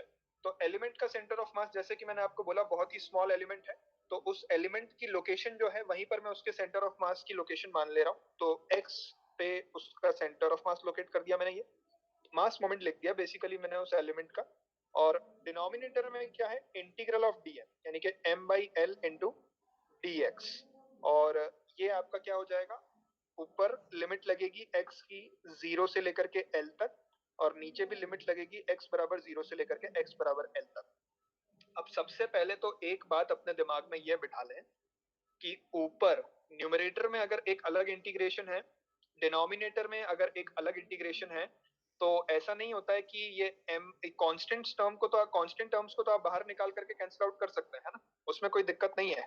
लेकिन ऐसा है ना, अगर एक्स स्क्वायर dx और डिवाइडेड बाय x dx, तो इसको आप ऐसे नहीं लिख सकते कि इंटीग्रल ऑफ x dx, है ना, कि आपने x से x कैंसिल आउट कर दिया और फिर इंटीग्रल x dx लिख दिया, उसको ऐसा नहीं लिखा जा सकता है, मैथमेटिकली रॉन्ग है एक तरीके से। समझ में आ रही बात क्या बोल रहा हूँ मैं? Yes sir. ठीक है, तो ऊपर का इंटीग्रेशन अलग सॉल्व होगा, नीचे का इंटीग्रेशन अलग सॉल्व होगा, फिर उसके बाद जो कैंसिल आउट हो रहा होगा वो बात की बात है। अच्छा, कांस्टेंट टर्म्स कैंसिल आउट कर देंगे आप, उसमें कोई दिक्कत नहीं है। कांस्टेंट, हाँ बोलिए सर। ये जो डीएम का इंटीग्रेशन किया सर, ये तो सीधा एम होगा ना? ये सीधा एम आ जाएगा, बिल्कुल। जो डीएम का इंटीग्रेशन है इसको आप डायरेक्टली एम भी लिख सकते हैं। ये आपको रॉड का या फिर आपका जो भी कॉन्टिन्यूअस मास डिस्ट्रीब्यूशन है उसका टोटल मास ही देगा अल्टीमेटली, तो इसको आप डायरेक्टली एम भी लिख सकते हैं, है ना। अब ऐसे क्वेश्चंस भी आएंगे जिसमें आपको टोटल मास पहले से पता नहीं होगा, तो फिर उसमें इंटीग्रेशन करने की जरूरत पड़ेगी, जैसे कि अपन जो अगला यहाँ पर डिस्ट्रीब्यूशन लेंगे उसमें अपन इसकी बात करेंगे। तो नीचे वाला जो इंटीग्रेशन है उसको तो डायरेक्टली आप एम लिख दें, ये लीजिए, ये तो एम हो गया। और ऊपर जो है वहां पर अगर आप देखेंगे तो m बाई एल तो कांस्टेंट है आपका, और x का इंटीग्रेशन हो जाएगा एक्स स्क्वायर बाई 2, और लिमिट लगी है 0 से लेकर के l तक। तो मेरे ख्याल से अगर आप इसको सॉल्व करेंगे तो l बाई 2 निकल करके आ रहा है। तो ये आपका जो रॉड है उसका सेंटर ऑफ मास जो है वो l बाई 2 पे लोकेट किया है आपने। और सिमेट्रिकल एक्सिस से मेरा क्या मतलब था, ये देखिए, ये x एक्सिस जो है वो इस रॉड की सिमेट्रिकल एक्सिस है। तो सेंटर ऑफ मास किसी भी कॉन्टिन्यूअस मास डिस्ट्रीब्यूशन में यूनिफॉर्मली जिसमें डिस्ट्रीब्यूटेड है मास उसकी बॉडी पर, वहां पर जो भी आपका सेंटर ऑफ मास लाई करेगा वो आपके सिमेट्रिकल एक्सिस पे ही लाई करता है। मतलब जो एक्सिस आपकी बॉडी को दो पार्ट में डिवाइड कर दे, या 3D बॉडी का भी एक सिमेट्रिकल एक्सिस हो, वहां पर ही लाई करेगा हमेशा। तो इसमें कोई डाउट है अगर किसी को तो पूछे, और नहीं तो नोट कर लें। लिख लिया? जिन लोगों ने लिख लिया हो उनके लिए मैं क्वेश्चन लिख देता हूँ, जिन लोगों ने नहीं लिखा हो वो लिख लें आराम से। सर y वाली सर लाइन नहीं हो सकती है सर सिमेट्रिकल एक्सिस? y वाली लाइन पर कैसे लोकेट करोगे आप? मतलब y एक्सिस में कुछ कोऑर्डिनेट आएगा क्या? कॉमन सेंस भी तो लगाओ थोड़ा। अगर आप कैलकुलेट करके भी देखोगे YCM अगर आप यहाँ पर कैलकुलेट करोगे भी सही तो वो तो जीरो ही निकल करके आ जाएगा ना। Yes sir. अगला क्वेश्चन जो है इसी पर बेस्ड है। If mass per unit length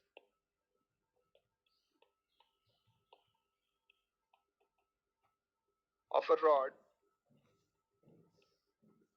is lambda is equal to ax square, where a is a constant and x is distance from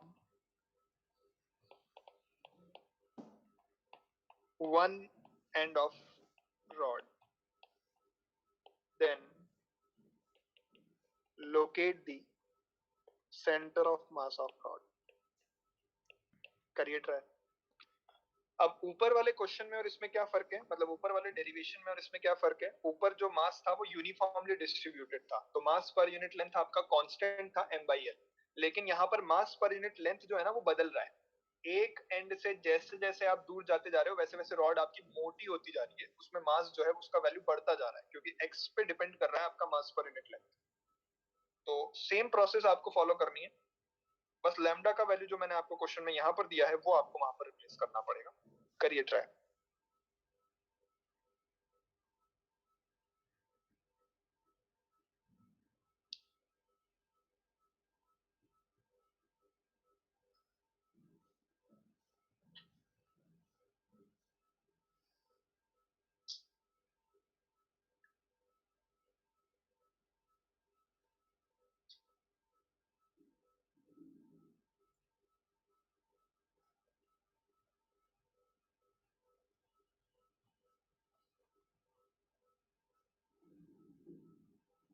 sir बोलिए। सर मुझे नीचे वाला जो है ना सर डिनोमिनेटर, उसका इंटीग्रेशन समझ में नहीं आया सर, कैसे क्या? डिनोमिनेटर का इंटीग्रेशन में m अपॉन l कांस्टेंट है, dx का इंटीग्रेशन क्या करोगे, x ही लिखोगे ना, और x में 0 से l तक लिमिट लगाओगे तो वो l ही बनेगा।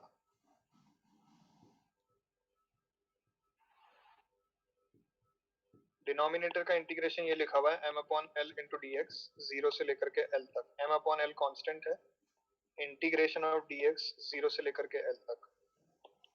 m अपॉन एल dx का इंटीग्रेशन x 0 से लेकर के l तक, तो ये m ही बनेगा ना।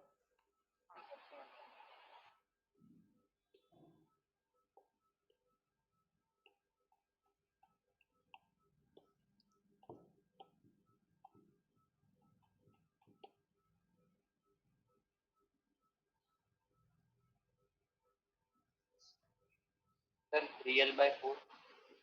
हाँ 3l/4 करेक्ट है, गुड। यस हाँ सर 3l/4।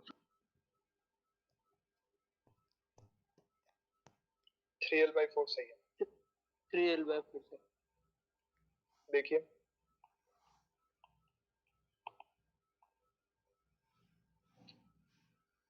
क्वेश्चन पता है किस तरीके का है। क्वेश्चन में आपका रॉड का जो मास है ना बेसिकली वो यूनिफॉर्मली डिस्ट्रीब्यूटेड नहीं है। वो जैसे जैसे एक एंड से आप दूर जाते जा रहे हैं वैसे वैसे ज्यादा मास एक्यूमुलेट होता जा रहा है, ऐसा आपको क्वेश्चन में दिया गया है। क्योंकि जो मास पर यूनिट लेंथ है वो एक एंड से डिस्टेंस पे डिपेंड कर रहा है ax² के करस्पॉन्डिंग। तो वही अपन x डिस्टेंस पे जाकर के एक dx का एलिमेंट लेंगे। ये मान लीजिए मैंने रॉड बना दी यहाँ पर, तो यहाँ से मैंने ये वाला एंड ले लिया जिससे x डिस्टेंस पे करके मैं एक dx का एलिमेंट लेने वाला हूँ। ये x डिस्टेंस पे गया और ये एक dx थिकनेस का मैंने एक छोटा सा एलिमेंट यहाँ पर पिक कर लिया। तो यहाँ पर ये छोटे से एलिमेंट का मास जो है dm वो कितना लिख दूंगा मैं, लैम्डा इंटू dx। तो लैम्डा का वैल्यू कितना दे रखा है क्वेश्चन में मेरे को, ax²। तो ये हो जाएगा ax² इंटू dx, ये हो गया आपका dm। अब इसके बाद मेरे को क्या करना है, सेंटर ऑफ मास लोकेट करना है। तो xcm is equal to integral of dm into x divided by integral of dm। अब लास्ट क्वेश्चन में वो किसी ने पूछा था कि डिनोमिनेटर वाला तो m ही बन जाएगा, तो यहाँ पर भी डिनोमिनेटर में तो m ही बनेगा, टोटल मास ही बनेगा आपके रॉड का, लेकिन वो आपको ऑलरेडी गिवन नहीं है तो उसको भी आपको यहाँ पर इंटीग्रेट करके लिखना पड़ेगा। तो dm क्या है, लैम्डा dx, तो वो हो जाएगा ax² dx, ये तो हो जाएगा dm और इंटू x, एक और x है आपके पास, और डिनोमिनेटर में क्या आ जाएगा, डिनोमिनेटर में आपके पास आ जाएगा ax² dx। अब कोई यहाँ पर ये समझदारी ना दिखा दे कि ये ऊपर वाला x² नीचे वाला x² कैंसिल आउट हो गया और फिर ऊपर जो है वो a तो कांस्टेंट है, x dx का इंटीग्रेशन सिर्फ बच जाएगा। वही मैं आपको समझाने की कोशिश कर रहा था कि ऊपर न्यूमरेटर वाला इंटीग्रल अलग है, डिनोमिनेटर वाला इंटीग्रल अलग है, दोनों को कैंसिल आउट ना करें। ये वही वाली बात हो जाएगी cos थीटा अपॉन थीटा में से थीटा थीटा आप कैंसिल आउट कर देते हैं। कई लोग बहुत समझदार होते हैं ना तो वो कर देते हैं ऐसा काम। तो यहाँ पर अगर आप ऊपर इंटीग्रेट करेंगे तो ax⁴/4 बनेगा और लिमिट लगी है 0 से लेकर के l तक। और नीचे अगर आप इंटीग्रेट करोगे तो कांस्टेंट्स को जरूर आप बाहर निकाल करके कैंसिल आउट कर सकते हो। तो ये हो जाएगा ax³ और लिमिट लगेगी अगेन 0 से लेकर के l तक। इसको सॉल्व आप अगर करेंगे तो 3l/4 निकल करके आएगा। मतलब कि ये रॉड का जो सेंटर ऑफ मास है वो कहाँ पर लोकेट किया आपने, 3l/4 डिस्टेंस पे आएगा। उसी एंड से डिस्टेंस है ये जिस एंड से वो x डिस्टेंस आपको दे रखी है। इसमें कोई डाउट है किसी को तो पूछे।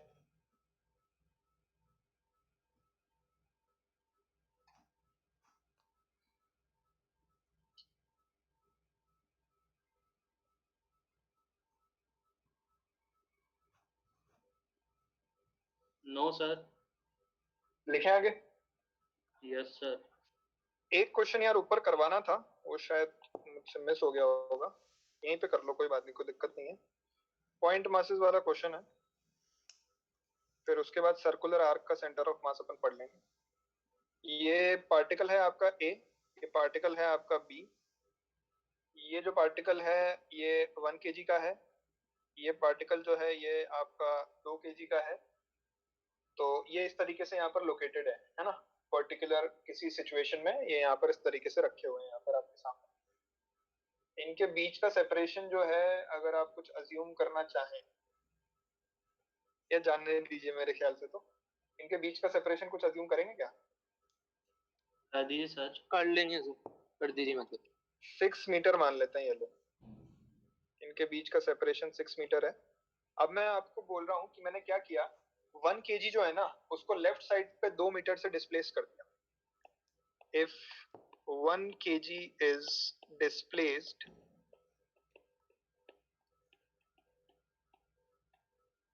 towards left by 2 meter, then find out the displacement of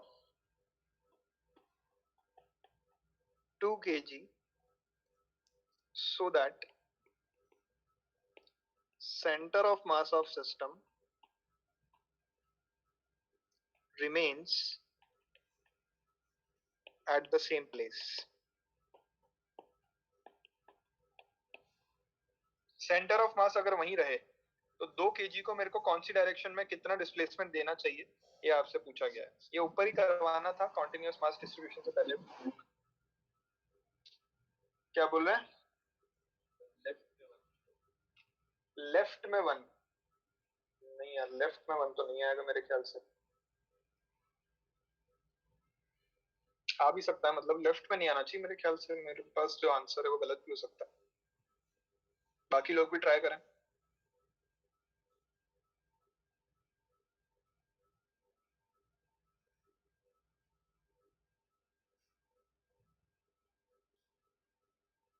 पहले तो सेंटर ऑफ मास लोकेट कर लें कि है कहाँ.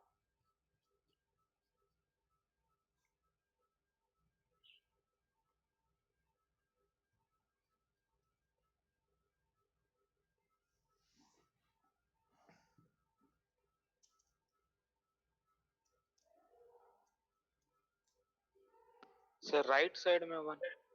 राइट साइड में 1 सही है. Yes sir. राइट साइड में 1 से आपको डिस्प्लेस करना पड़ेगा 2 kg को. ये करेक्ट है.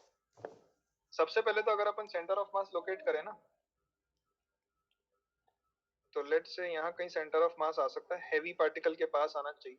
तो 1 kg से अगर अपन डिस्टेंस बोलें, इसको अपन r1 बोल देते हैं, इसको अपन r2 बोल देते हैं.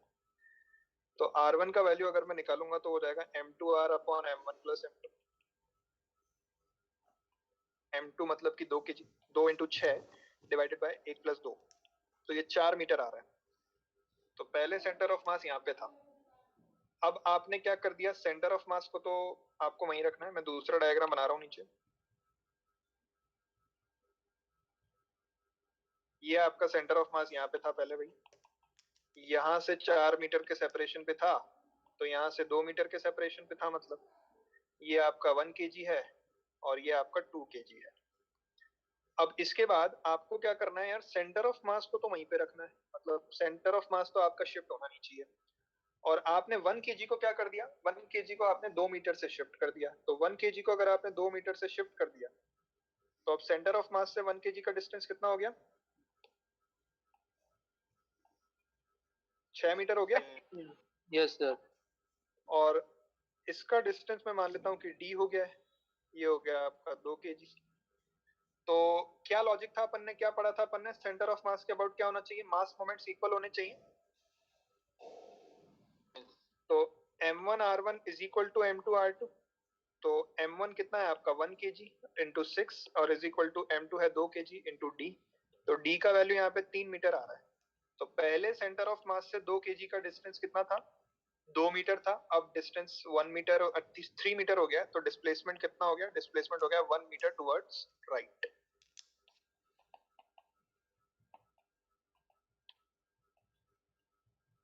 ठीक है,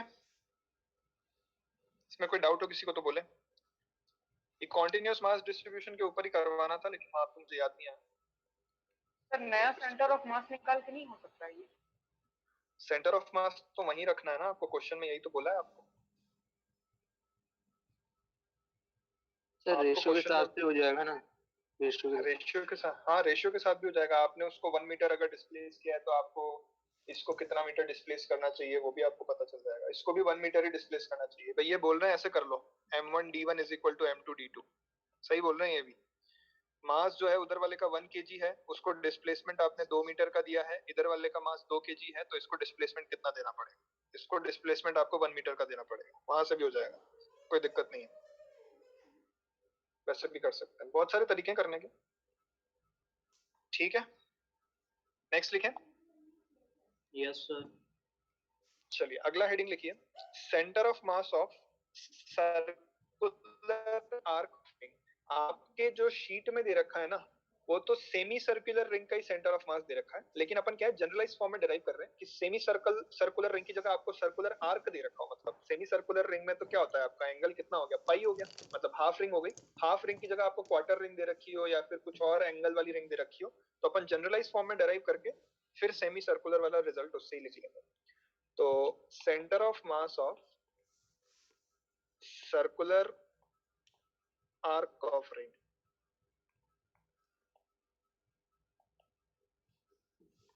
देखिए तो सर्कुलर आर्क से मेरा मतलब क्या है, कुछ इस तरीके का आपके पास यहाँ पर अरेंजमेंट है।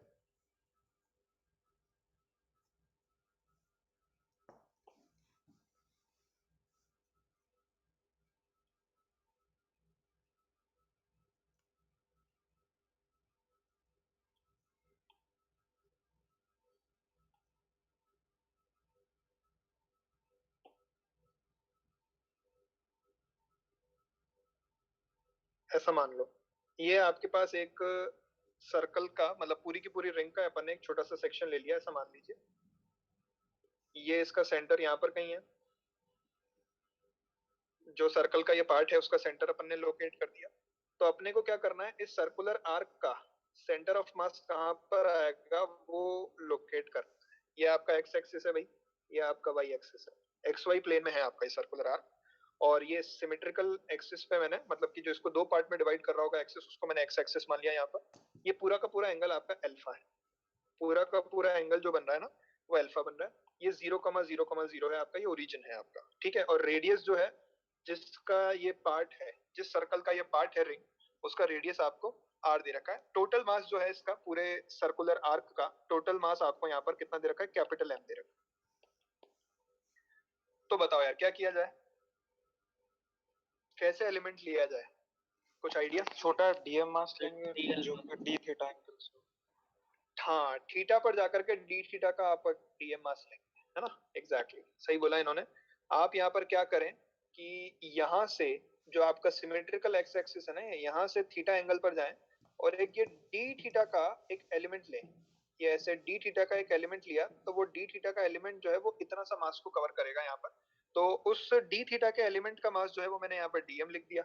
तो वो डीएम मास अगर मैं यहाँ पर लिखना चाहूंगा ना, तो पहले तो मैं मास पर यूनिट लेंथ लिखना चाह रहा हूँ यहाँ पे सर्कुलर आर्क का। तो मास पर यूनिट लेंथ कोई मेरे को बता सकता है सर्कुलर आर्क के लिए कितना होगा? हर चीज का लॉजिक आपको क्लियरली पता होना चाहिए, अगर आप फिजिक्स पढ़ रहे हैं तो कुछ भी रटना नहीं है। मास पर यूनिट लेंथ कैसे लिखोगे सर्कुलर आर्क के लिए? M by r theta, m by r into alpha लिख दूं भाई। टोटल एंगल आपको सर्कुलर आर्क का कितना दे रखा है, एल्फा दे रखा है, जो उसने सेंटर पे ड्रॉ किया है। तो उसका आर्क का लेंथ कितना हो गया, आर एल्फा, और टोटल मास एम है। तो आर एल्फा लेंथ पर टोटल मास एम डिस्ट्रीब्यूटेड है। सही बात है क्या? तो डीएम कितना हो गया यहाँ से आपका, डीएम हो जाएगा आपका। अब मेरे को पहले तो ये बताओ कि वो जो छोटा सा एलिमेंट लिया है मैंने, उसकी लेंथ कितनी है? R D theta, R D theta, R D theta उस एलिमेंट की लेंथ हो गई, और इनटू लैम्डा, ये आपका डीएम हो गया। बस आपका क्वेश्चन खत्म है। क्वेश्चन आपका खत्म इसलिए है क्योंकि आपको एक्ससीएम निकालना है, और एक्ससीएम आ जाएगा आपका integral of x DM divided by integral of DM. नीचे जो डीएम का इंटीग्रेशन करोगे वो तो एम ही बनेगा। अब मेरे को सिर्फ इतना सा बता दो, थीटा की लिमिट कहां से कहां तक लगाऊं? सर जीरो से 2 तक। जीरो से तो गलत बता रहे हो आप, और कोई? सर माइनस अल्फा बाई 2 से अल्फा बाई 2 लगा दूं? Yes, sir. Minus alpha by 2 से अल्फा बाई 2 तक। भाई एक्स एक्सिस आपका एक तरीके से क्या है, वहां पे आपने जीरो थीटा अज्यूम किया है, तो उसके नीचे नेगेटिव थीटा होगा, उसके ऊपर पॉजिटिव थीटा होगा। तो पूरा सर्कुलर आर्क अगर आपको कवर करना है तो माइनस अल्फा बाई 2 से लेकर के प्लस अल्फा बाई 2 तक यहाँ पर आपकी लिमिट लगेगी। सॉल्व करके बताइए इसको कितना आंसर आता है। सर हाँ बोलिए। सर ये जो आपने अल्फा बाई 2 लिखा है सर, ये मतलब सिर्फ इतने ही पार्ट का लिखा है या सर पूरा सर्कल कवर हो जाएगा सर इतने में? नहीं, मेरे को सिर्फ इतना ही पार्ट का निकालना है ना। अच्छा, मतलब आधी रिंग का सर, बस इतना ही सर? इतनी ही रिंग का निकालना है, आधी भी नहीं है ये। सिर्फ अल्फा एंगल के लिए मैं जनरलाइज फॉर्म में डिराइव कर रहा हूँ, फिर उसमें अल्फा का वैल्यू जैसे जैसे मैं पुट करूंगा ना, वैसे वैसे मेरे को रिजल्ट मिल जाएंगे सारे। Yes sir. अब अगर पूरा सबसे 360 पुट करेंगे तो पूरा रिंग का पूरा रिंग का आ जाएगा। हाँ, तो आप मुझे सबसे पहले तो ये बता दीजिए कि ये x का वैल्यू कितना रिप्लेस करूं मैं यहाँ पर। x मतलब कि वो छोटे से एलिमेंट के सेंटर ऑफ मास का x कोऑर्डिनेट हो गया। तो उस एलिमेंट का x कोऑर्डिनेट अगर आप देखोगे तो क्या उस एलिमेंट के x कोऑर्डिनेट को मैं r cos थीटा लिख सकता हूँ क्या? हाँ, उस एलिमेंट का जो x कोऑर्डिनेट आएगा वो आपका r cos थीटा निकल करके आएगा। यहाँ से देखिए, ये एलिमेंट का जो x कोऑर्डिनेट है आपका, ये r cos थीटा। तो x का वैल्यू जो है वो r cos थीटा रिप्लेस करेंगे आप। dm का वैल्यू अपन ऊपर लिख ही चुके हैं। इंटीग्रेट करके बताइए कितना आ रहा है। इंटीग्रेशन से जितना जल्दी दोस्ती करेंगे उतना ज्यादा आपके लिए फायदेमंद रहेगा। इंटीग्रेशन से अगर आप डरेंगे कि फिजिक्स में अगर इंटीग्रेशन इन्वॉल्व होता है तो हमसे क्वेश्चन सॉल्व नहीं होते, 12th में बहुत दिक्कत आएगी। क्योंकि 12th में काफी सारी चीजें ऐसी हैं, इलेक्ट्रोस्टैटिक्स नाम का पूरा चैप्टर इंटीग्रेशन पे ही बेस्ड है। मतलब आपको इंटीग्रेशन आना ही चाहिए, इस तरीके का एलिमेंट लेकर के सॉल्व वगैरह करना। करिए ट्राई, कितना आता है। और कैलकुलेशंस हमेशा खुद से करने की कोशिश करें, कॉपी ना करें। जो मैं लिख रहा हूँ उसको कॉपी कर लिया, बहुत आसान है। नोट्स अच्छे से मेंटेन करके रखने की कोई जरूरत नहीं है। थोड़ा रफ वर्क भी आप नोट्स में कर लेंगे, गलती भी हो जाएगी, कोई दिक्कत नहीं है। खुद से कैलकुलेट करने की कोशिश किया करें जो भी मैं यहाँ पर करवा रहा हूँ।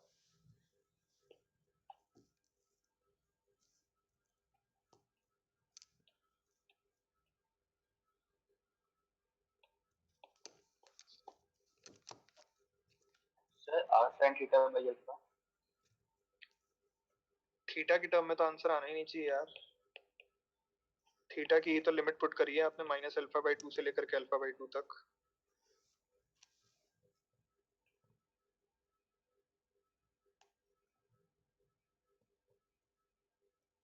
नीचे तो m ही बन जाएगा, नीचे तो मैं डायरेक्टली m लिख रहा हूँ।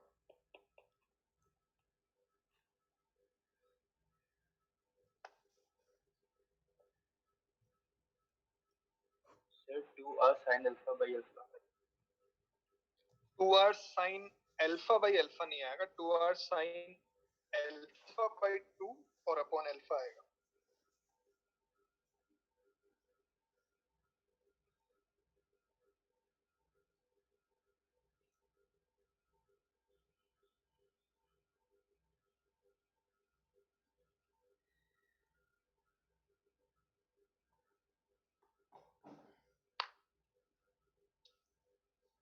हाँ यस सर। आ गया। यस। तो यहाँ से जब आप इसको इंटीग्रेट करके कैलकुलेट करेंगे ना, तो ये देखिए एक आर से एक आर कैंसिल आउट हो रहा है, और m भी आप कैंसिल आउट कर सकते हैं कॉमन लेकर के बाहर, क्योंकि कांस्टेंट टर्म को तो कॉमन बाहर ले ही सकते हो आप।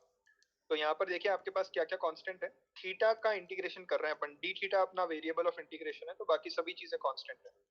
तो r कांस्टेंट है ऊपर, m कांस्टेंट है और अल्फा कांस्टेंट है, और एक ये m कांस्टेंट था। Integration of cos theta d theta -α/2 से लेकर के α/2 तक। तो ये देखिए m से m भी कैंसिल आउट हो गया, तो xcm is equal to r upon alpha. cos theta का इंटीग्रेशन होता है अपना sin थीटा -α/2 से लेकर के α/2 तक। जब आप इसमें लिमिट पुट करोगे ना, तो जो आपको वैल्यू मिलेगी यहाँ पर xcm की, वो मिल जाएगी 2r sin α/2 अपॉन अल्फा। अब किसी को ये तो नहीं लगता ना, ये साइन में जो अल्फा है और जो डिनोमिनेटर में अल्फा है वो कैंसिल हो जाना चाहिए? No sir. ठीक है, तो ये 2r sin α/2 अपॉन अल्फा लगता है क्या तुम्हें? सर हाँ बोलिए बोलिए। सर आपने सर अल्फा को सर वो कैसे ले लिया सर कांस्टेंट? आपने तो कहा था कि जो जैसे जैसे वैल्यू मिलेगी मतलब अल्फा तो कुछ भी डाल सकते हैं सर हम लोग। अरे अल्फा तो कांस्टेंट ही है। हाँ, तो अल्फा पर्टिकुलर मैंने जो अज्यूम किया है वो तो कांस्टेंट ही है ना। यहाँ पर जो मैंने सर्कुलर आर्क लिया है उसका एंगल जो सेंटर पे वो ड्रॉ कर रहा है वो अल्फा मैंने कांस्टेंट अज्यूम किया है। अब जैसे जैसे वैल्यू मिलेगी वो कुछ भी डाल सकते हैं। वो अब देखो, वो देखो, if alpha is equal to 2 pi, alpha is equal to 2 pi का मतलब पूरी की पूरी रिंग कंप्लीट हो गई आपकी। हाँ तो एक्ससीएम बताओ कितना आ रहा है यहाँ से। अल्फा का वैल्यू अगर 2 पाई पुट कर रहे हो तो कितना बन रहा है? sin 180। साइन 180 कितना होता है? 0 होता है। 0। तो एक्ससीएम 0 आ गया। मतलब कि ये आपका अगर यहाँ पर सर्कुलर रिंग है और कंप्लीट सर्कुलर रिंग है, एक्स वाई प्लेन में सर्कुलर रिंग है आपका, ये आपका एक्स एक्सिस है मान लीजिए, ये आपका वाई एक्सिस है, तो इसका सेंटर ऑफ मास कहाँ पे लोकेट होता है? 0,0 पे लोकेट होता है। एंटर। हाँ, और अल्फा अगर मैं यहाँ पर पाई ले लूं तो पाई का मतलब कितना हो गया? हाफ रिंग हो गई। Yes sir. इसके लिए एक्सीएम कितना आ रहा है बताओ? 2r by alpha. 2r by alpha मतलब 2r बाई पाई लिख दूं? हाँ सर, 2r by तो 2r अपॉन पाई आ रहा है, तो हाफ रिंग का जो सेंटर ऑफ मास आता है ना वो 2r बाई पाई पे आता है। तो आपको ये इंपॉर्टेंट है, ये याद रखना है हाफ रिंग वाला। वो जो जनरल फॉर्मूला है वो तो याद रखना ही है, लेकिन मैक्सिमम केसेस में जो आपको जरूरत पड़ेगी ना वो हाफ रिंग की पड़ेगी। आपके शीट में सीधा सीधा हाफ रिंग का डेरिवेशन दे रखा है, उन्होंने जनरलाइज फॉर्म में डेरिवेशन नहीं दे रखा है। ये आधी रिंग है अगर आपके पास, ये मान लीजिए। अब ये आपका एक्स एक्सिस है, ये आपका वाई एक्सिस है। अब किसी को ये डाउट लगेगा कि यार आपने तो रिंग को पहले ऐसे उल्टा रखा हुआ था, अब आपने उसको सीधा कर दिया। तो कोई मेरे को बता सकता है ना, ये एक्सीएम वाईसीएम में तो कंफ्यूज नहीं हो जाओगे ना भाई? मैंने रिंग को अगर इस तरीके से अरेंज कर दिया तो फिर centre of mass y axis पे लाई करेगा, और उसका डिस्टेंस जो है वो ज्योमेट्रिकल सेंटर से कितना है? 2r बाई पाई पे है। सही बात है क्या? Yes yes sir. बस इसमें कंफ्यूज मत होना। तो अल्फा का वैल्यू आपका यहाँ से कितना? अल्फा का वैल्यू अगर पाई है तो आधी रिंग का सेंटर ऑफ मास जो है वो 2r बाई पाई पे होता है। अच्छा, 1/4 रिंग के लिए भी कहीं ना कहीं पूछ लेते हैं आपसे वो लोग, कई बार क्वेश्चन आ जाता है। 1/4 रिंग के लिए अल्फा कितना हो जाएगा? पाई बाई 4 या pi by 2? Pi by 2। Pi by 2। तो पाई बाई 2 में अगर अपन सेंटर ऑफ मास का डिस्टेंस देखेंगे, अच्छा centre of mass symmetrical axis पे आएगा हमेशा, है ना? अभी मैं सिमेट्रिकल एक्सिस वापस से आऊंगा सिमेट्रिकल एक्सिस पे। तो ये देखिए ये क्या बन रहा है? 2r साइन, ये अल्फा बाई 2 मतलब पाई बाई 4 और डिवाइडेड बाय पाई बाई 2। तो यहाँ से अगर आप इसको सॉल्व करोगे ना तो ये आ रहा है √2 इंटू 2r बाई पाई। देख लीजिए एक बार, यही बन रहा है क्या? Yes sir. यही बन रहा है ना? तो अब 1/4 रिंग का सेंटर ऑफ मास किस तरीके से लोकेट किया जाएगा वो देख लो। ये लो, ये 1/4 रिंग बना दी लेट्स से मैंने। तो 1/4 रिंग का जो सेंटर ऑफ मास है वो सिमेट्रिकल एक्सिस पे लाई करेगा उसके। मतलब ये मान लीजिए आपका ज्योमेट्रिकल सेंटर हो गया रिंग का, तो उसका सिमेट्रिकल एक्सिस कौन सा होगा? उसका सिमेट्रिकल एक्सिस जो उसको दो पार्ट में डिवाइड करता हूं ऐसे।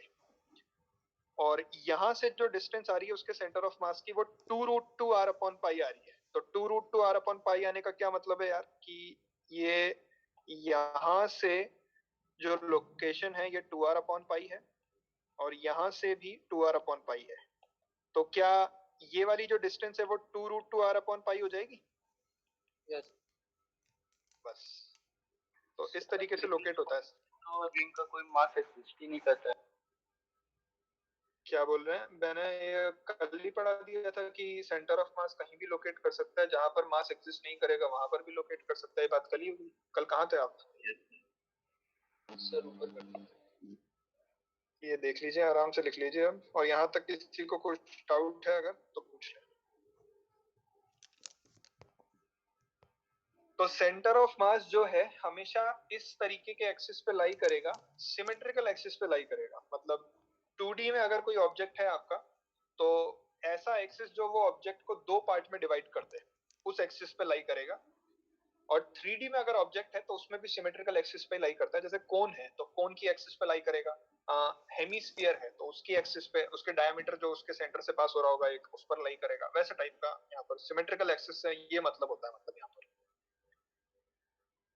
इसमें कोई डाउट है किसी को तो पूछें, वरना लिख लें आराम से। फिर इसके बाद इसी तरीके से अपन अब डिस्क के बारे में बात करें, रिंग के बाद डिस्क के बारे में बात करें।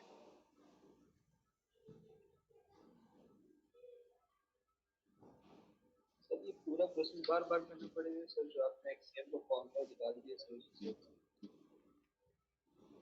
मैंने जो फॉर्मूला लिखा दिया वो याद कर लें बस आप। अगर आपका यूनिफॉर्मली डिस्ट्रीब्यूटेड है मास, उसके लिए तो काम चल जाएगा आपका। लेकिन अगर इसमें भी इस तरीके का क्वेश्चन तो आ ही सकता है ना कि एक रिंग है और रिंग के लिए जो मास है वो, मतलब मास पर यूनिट लेंथ है वो lambda is equal to lambda naught sine phi से वेरी कर रहा है। अभी लिख करके बताता हूँ मैं आपको। यहाँ तक लिख लो पहले। कोई तो लिख रहा होगा, सभी ने लिख लिया? Sir wait. लिखिए लिखिए। तो ये तो शायद मेरे ख्याल से थोड़ा इंटरेस्टिंग लग रहा होगा आप लोगों को। Yes sir. सर वो लास्ट वाले के साथ आपने कोऑर्डिनेट्स क्या लिखे हैं सर, एक्स एक्सेस वाले? 2r by pi 2r by pi। Yes sir.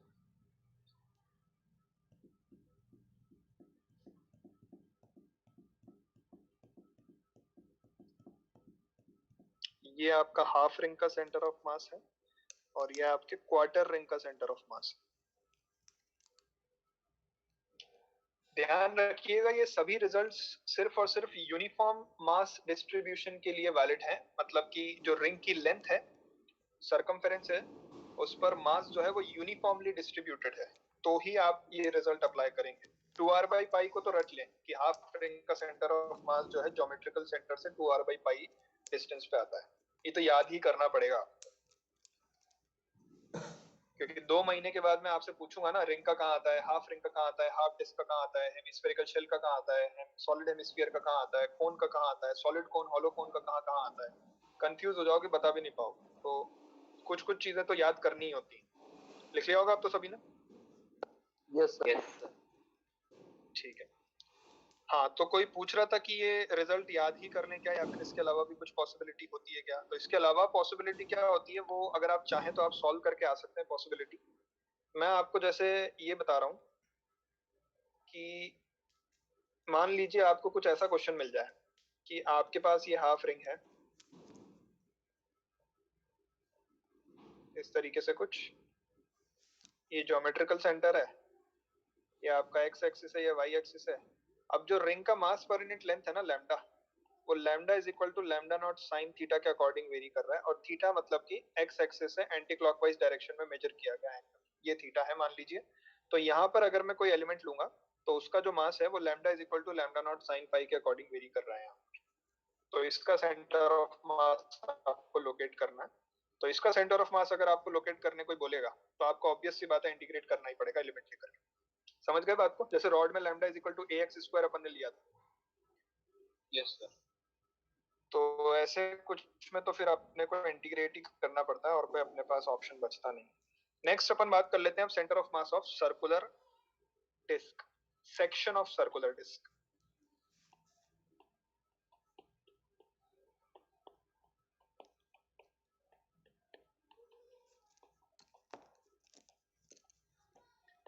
Section of circular disc में वही वाली बात है, आपके शीट में तो हाफ डिस्क का डेराइव कर रखा है उन्होंने, बट अपन वही जनरलाइज फॉर्म में डेराइव करेंगे अल्फा एंगल का सर्कुलर डिस्क वाला सेक्शन लेकर के, और फिर उसको full disc, half disc, quarter disc सबके लिए फॉर्मूला बना लेंगे उससे। तो आपके पास डिस्क का एक सेक्शन है, ये मान लीजिए कि आपके पास ये डिस्क है, ये डिस्क का पार्ट अपन ने ले लिया और ये ज्योमेट्रिकल सेंटर था आपके डिस्क का जिसका अपन ने पार्ट यहाँ पर लिया है।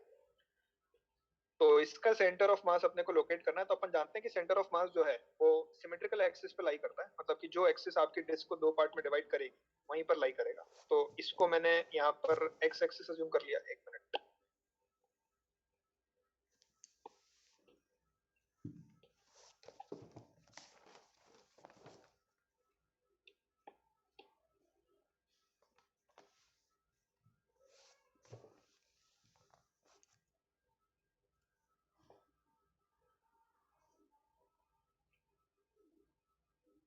ये लो, इसको मैंने एक्स एक्सिस अज्यूम कर लिया यहाँ पे और इसको मैंने वाई एक्सिस अज्यूम कर लिया यहाँ पे। अब आप मेरे को बताओ, ये पूरी डिस्क है आपके पास है ना, पूरी डिस्क का मतलब है कि ये इस तरीके से सॉलिड मटेरियल है, पूरा थिन डिस्क है, थिक नहीं है। तो आप मेरे को बताओ अपने को क्या एलिमेंट यहाँ पर अज्यूम करना चाहिए। भाई रिंग में तो आपने छोटा सा एलिमेंट ले लिया था, चलो अपना काम चल गया था। डिस्क में क्या एलिमेंट? छोटा सा एरिया डी थीटा। हाँ, तो छोटा सा एरिया मतलब किस शेप का एरिया? सर एक आर्क शेप। आर्क ले सकते हैं, गुड। सर्कुलर आर्क का सेंटर ऑफ मास आपको कैलकुलेट करना आता है कि अगर कोई सर्कुलर आर्क है तो उसका सेंटर ऑफ मास कहां पर लोकेट होगा, ये आपको आता है।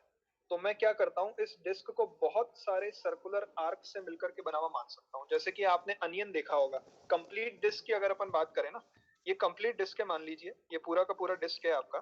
तो बेसिकली आप इसको एक बहुत छोटे छोटे इस तरीके से रिंग से मिलकर के बना हुआ नहीं मान सकते, जैसे अनियन में होता है ना, लेयर होती है अंदर बहुत सारी।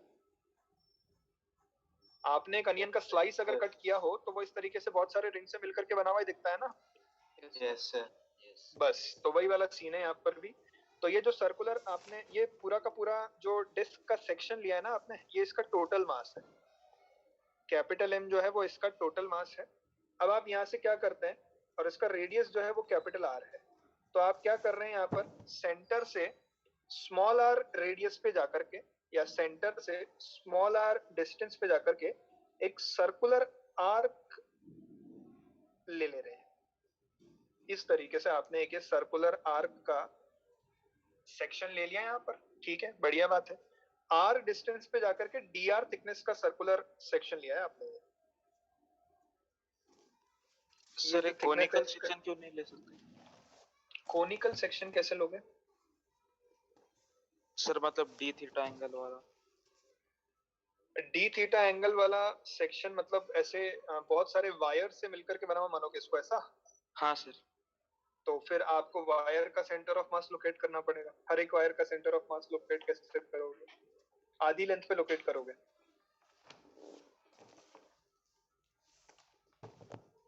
मतलब ऐसे ही बोलने की कोशिश कर रहे हो ना कि ये डिस्क है तो मैं यहाँ पर ये ऐसा सेक्शन ले लूं एक। Yes sir. फिर इसका सेंटर ऑफ मास लोकेट करना पड़ेगा आपको। इसका सेंटर ऑफ मास ये यूनिफॉर्म आपके पास एक तरीके से ये यूनिफॉर्म सेक्शन थोड़ी हुआ, ये तो एक तरीके से ब्रॉड होता जा रहा है। तो इस पे तो यूनिफॉर्मली मास कैसे, मतलब आपको ऐसा सेक्शन या ऐसा एलिमेंट अज्यूम करना होता है जिससे मिलकर के आप पूरी बॉडी को बना हुआ मान सकें, और पूरी बॉडी जो है वो यूनिफॉर्मली उस तरीके के सेक्शन से मिलकर के बनी हुई हो। तो यहाँ पर देखिए आप अलग अलग लेंथ के सर्कुलर आर्क तो बहुत सारे इनफाइनाइट आप अज्यूम कर सकते हो। Yes sir. तो ठीक है, अपन ने ये सर्कुलर आर्क अज्यूम कर लिया भाई। तो सबसे पहले तो यहाँ पर ये एरिया आ गया अब आपका, है ना, लेंथ नहीं रही। अब अपन 2D में एंटर कर चुके हैं। 1D आपका वो था, आपका रॉड या रिंग जो थी वो 1 डायमेंशन में बात चल रही थी, यहाँ पर 2 डायमेंशन में बात हो गई। तो मास पर यूनिट लेंथ अगर अपन यहाँ पर लिखें, कोई बता सकता है क्या मास पर यूनिट लेंथ कितना होगा? मास per unit area, sorry, disc है ना, सिग्मा से डिनोट करते हैं भाई मास पर यूनिट एरिया को। तो टोटल मास तो आपका m है, और डिस्क का एरिया अगर मैं यहाँ पर लिखना चाहूँ तो डिस्क का एरिया कोई बता सकता है मेरे को कितना है?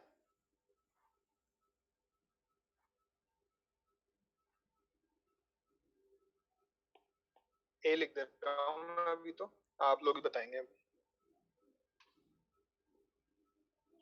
बोलो कितना लिखूं? अरे यार 2 पाई एंगल के लिए एरिया पाई आर स्क्वायर होता है, तो अल्फा एंगल के लिए एरिया कितना होगा? Pi r square upon 2 pi r, sorry 2 pi. तो pi r square upon 2 pi into alpha, मतलब कि r square by 2 into alpha लिख दूं? यस। तो सिग्मा का वैल्यू हो गया आपका m upon r square by 2 into alpha. बस 2 मिनट में मैं आपको छोड़ रहा हूँ, यहाँ पे डिराइव करके आएंगे पूरा, मैं डिराइव नहीं करूंगा इसको। सिग्मा अगर अपन ने लिख दिया तो dm अपन लिख सकते हैं। dm क्या हो जाएगा, छोटा सा उस एलिमेंट जो आपने लिया है उसका एरिया और into mass per unit area जो आपने लिखा था सिग्मा। अब सबसे पहले तो मैं ये जानने में इंटरेस्टेड हूँ कि वो जो आपने एलिमेंट लिया है ना उसका एरिया कितना है। रिंग एलिमेंट जो आपने, आर्क एलिमेंट जो आपने छोटा सा लिया है उसका एरिया कौन बता सकता है, बताइए। उसकी लेंथ कितनी है, चलो लेंथ बता दो उसकी। माइनस कर देंगे सर बीच वाला, सॉरी पीछे वाला। पूरे में से माइनस कर देंगे पीछे वाला, बहुत ही मेहनत वाला काम हो जाता है। आप तो बस उसकी लेंथ बता दीजिए, वो जो सर्कुलर आर्क आपने लिया उसकी लेंथ कितनी है? R plus D R. Length length अच्छा length R alpha. Small R into alpha उसकी लेंथ है, और डी आर क्या उसकी थिकनेस है क्या? Yes sir.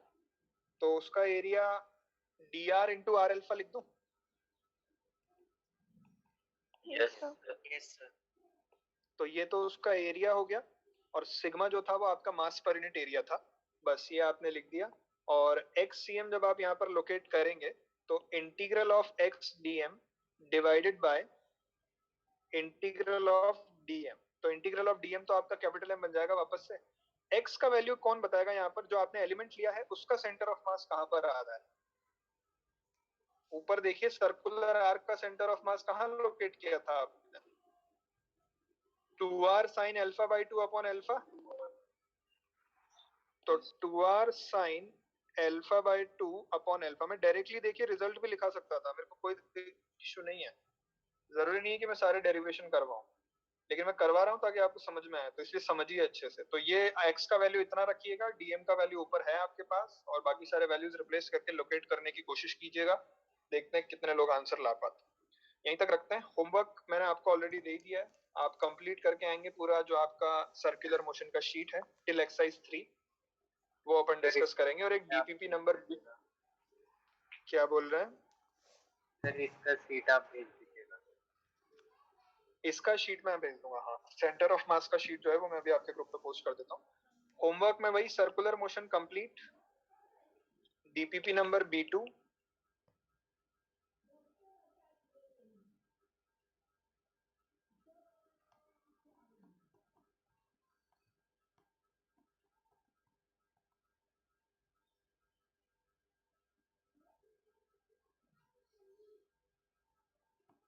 सर आपकी आवाज नहीं आ रही।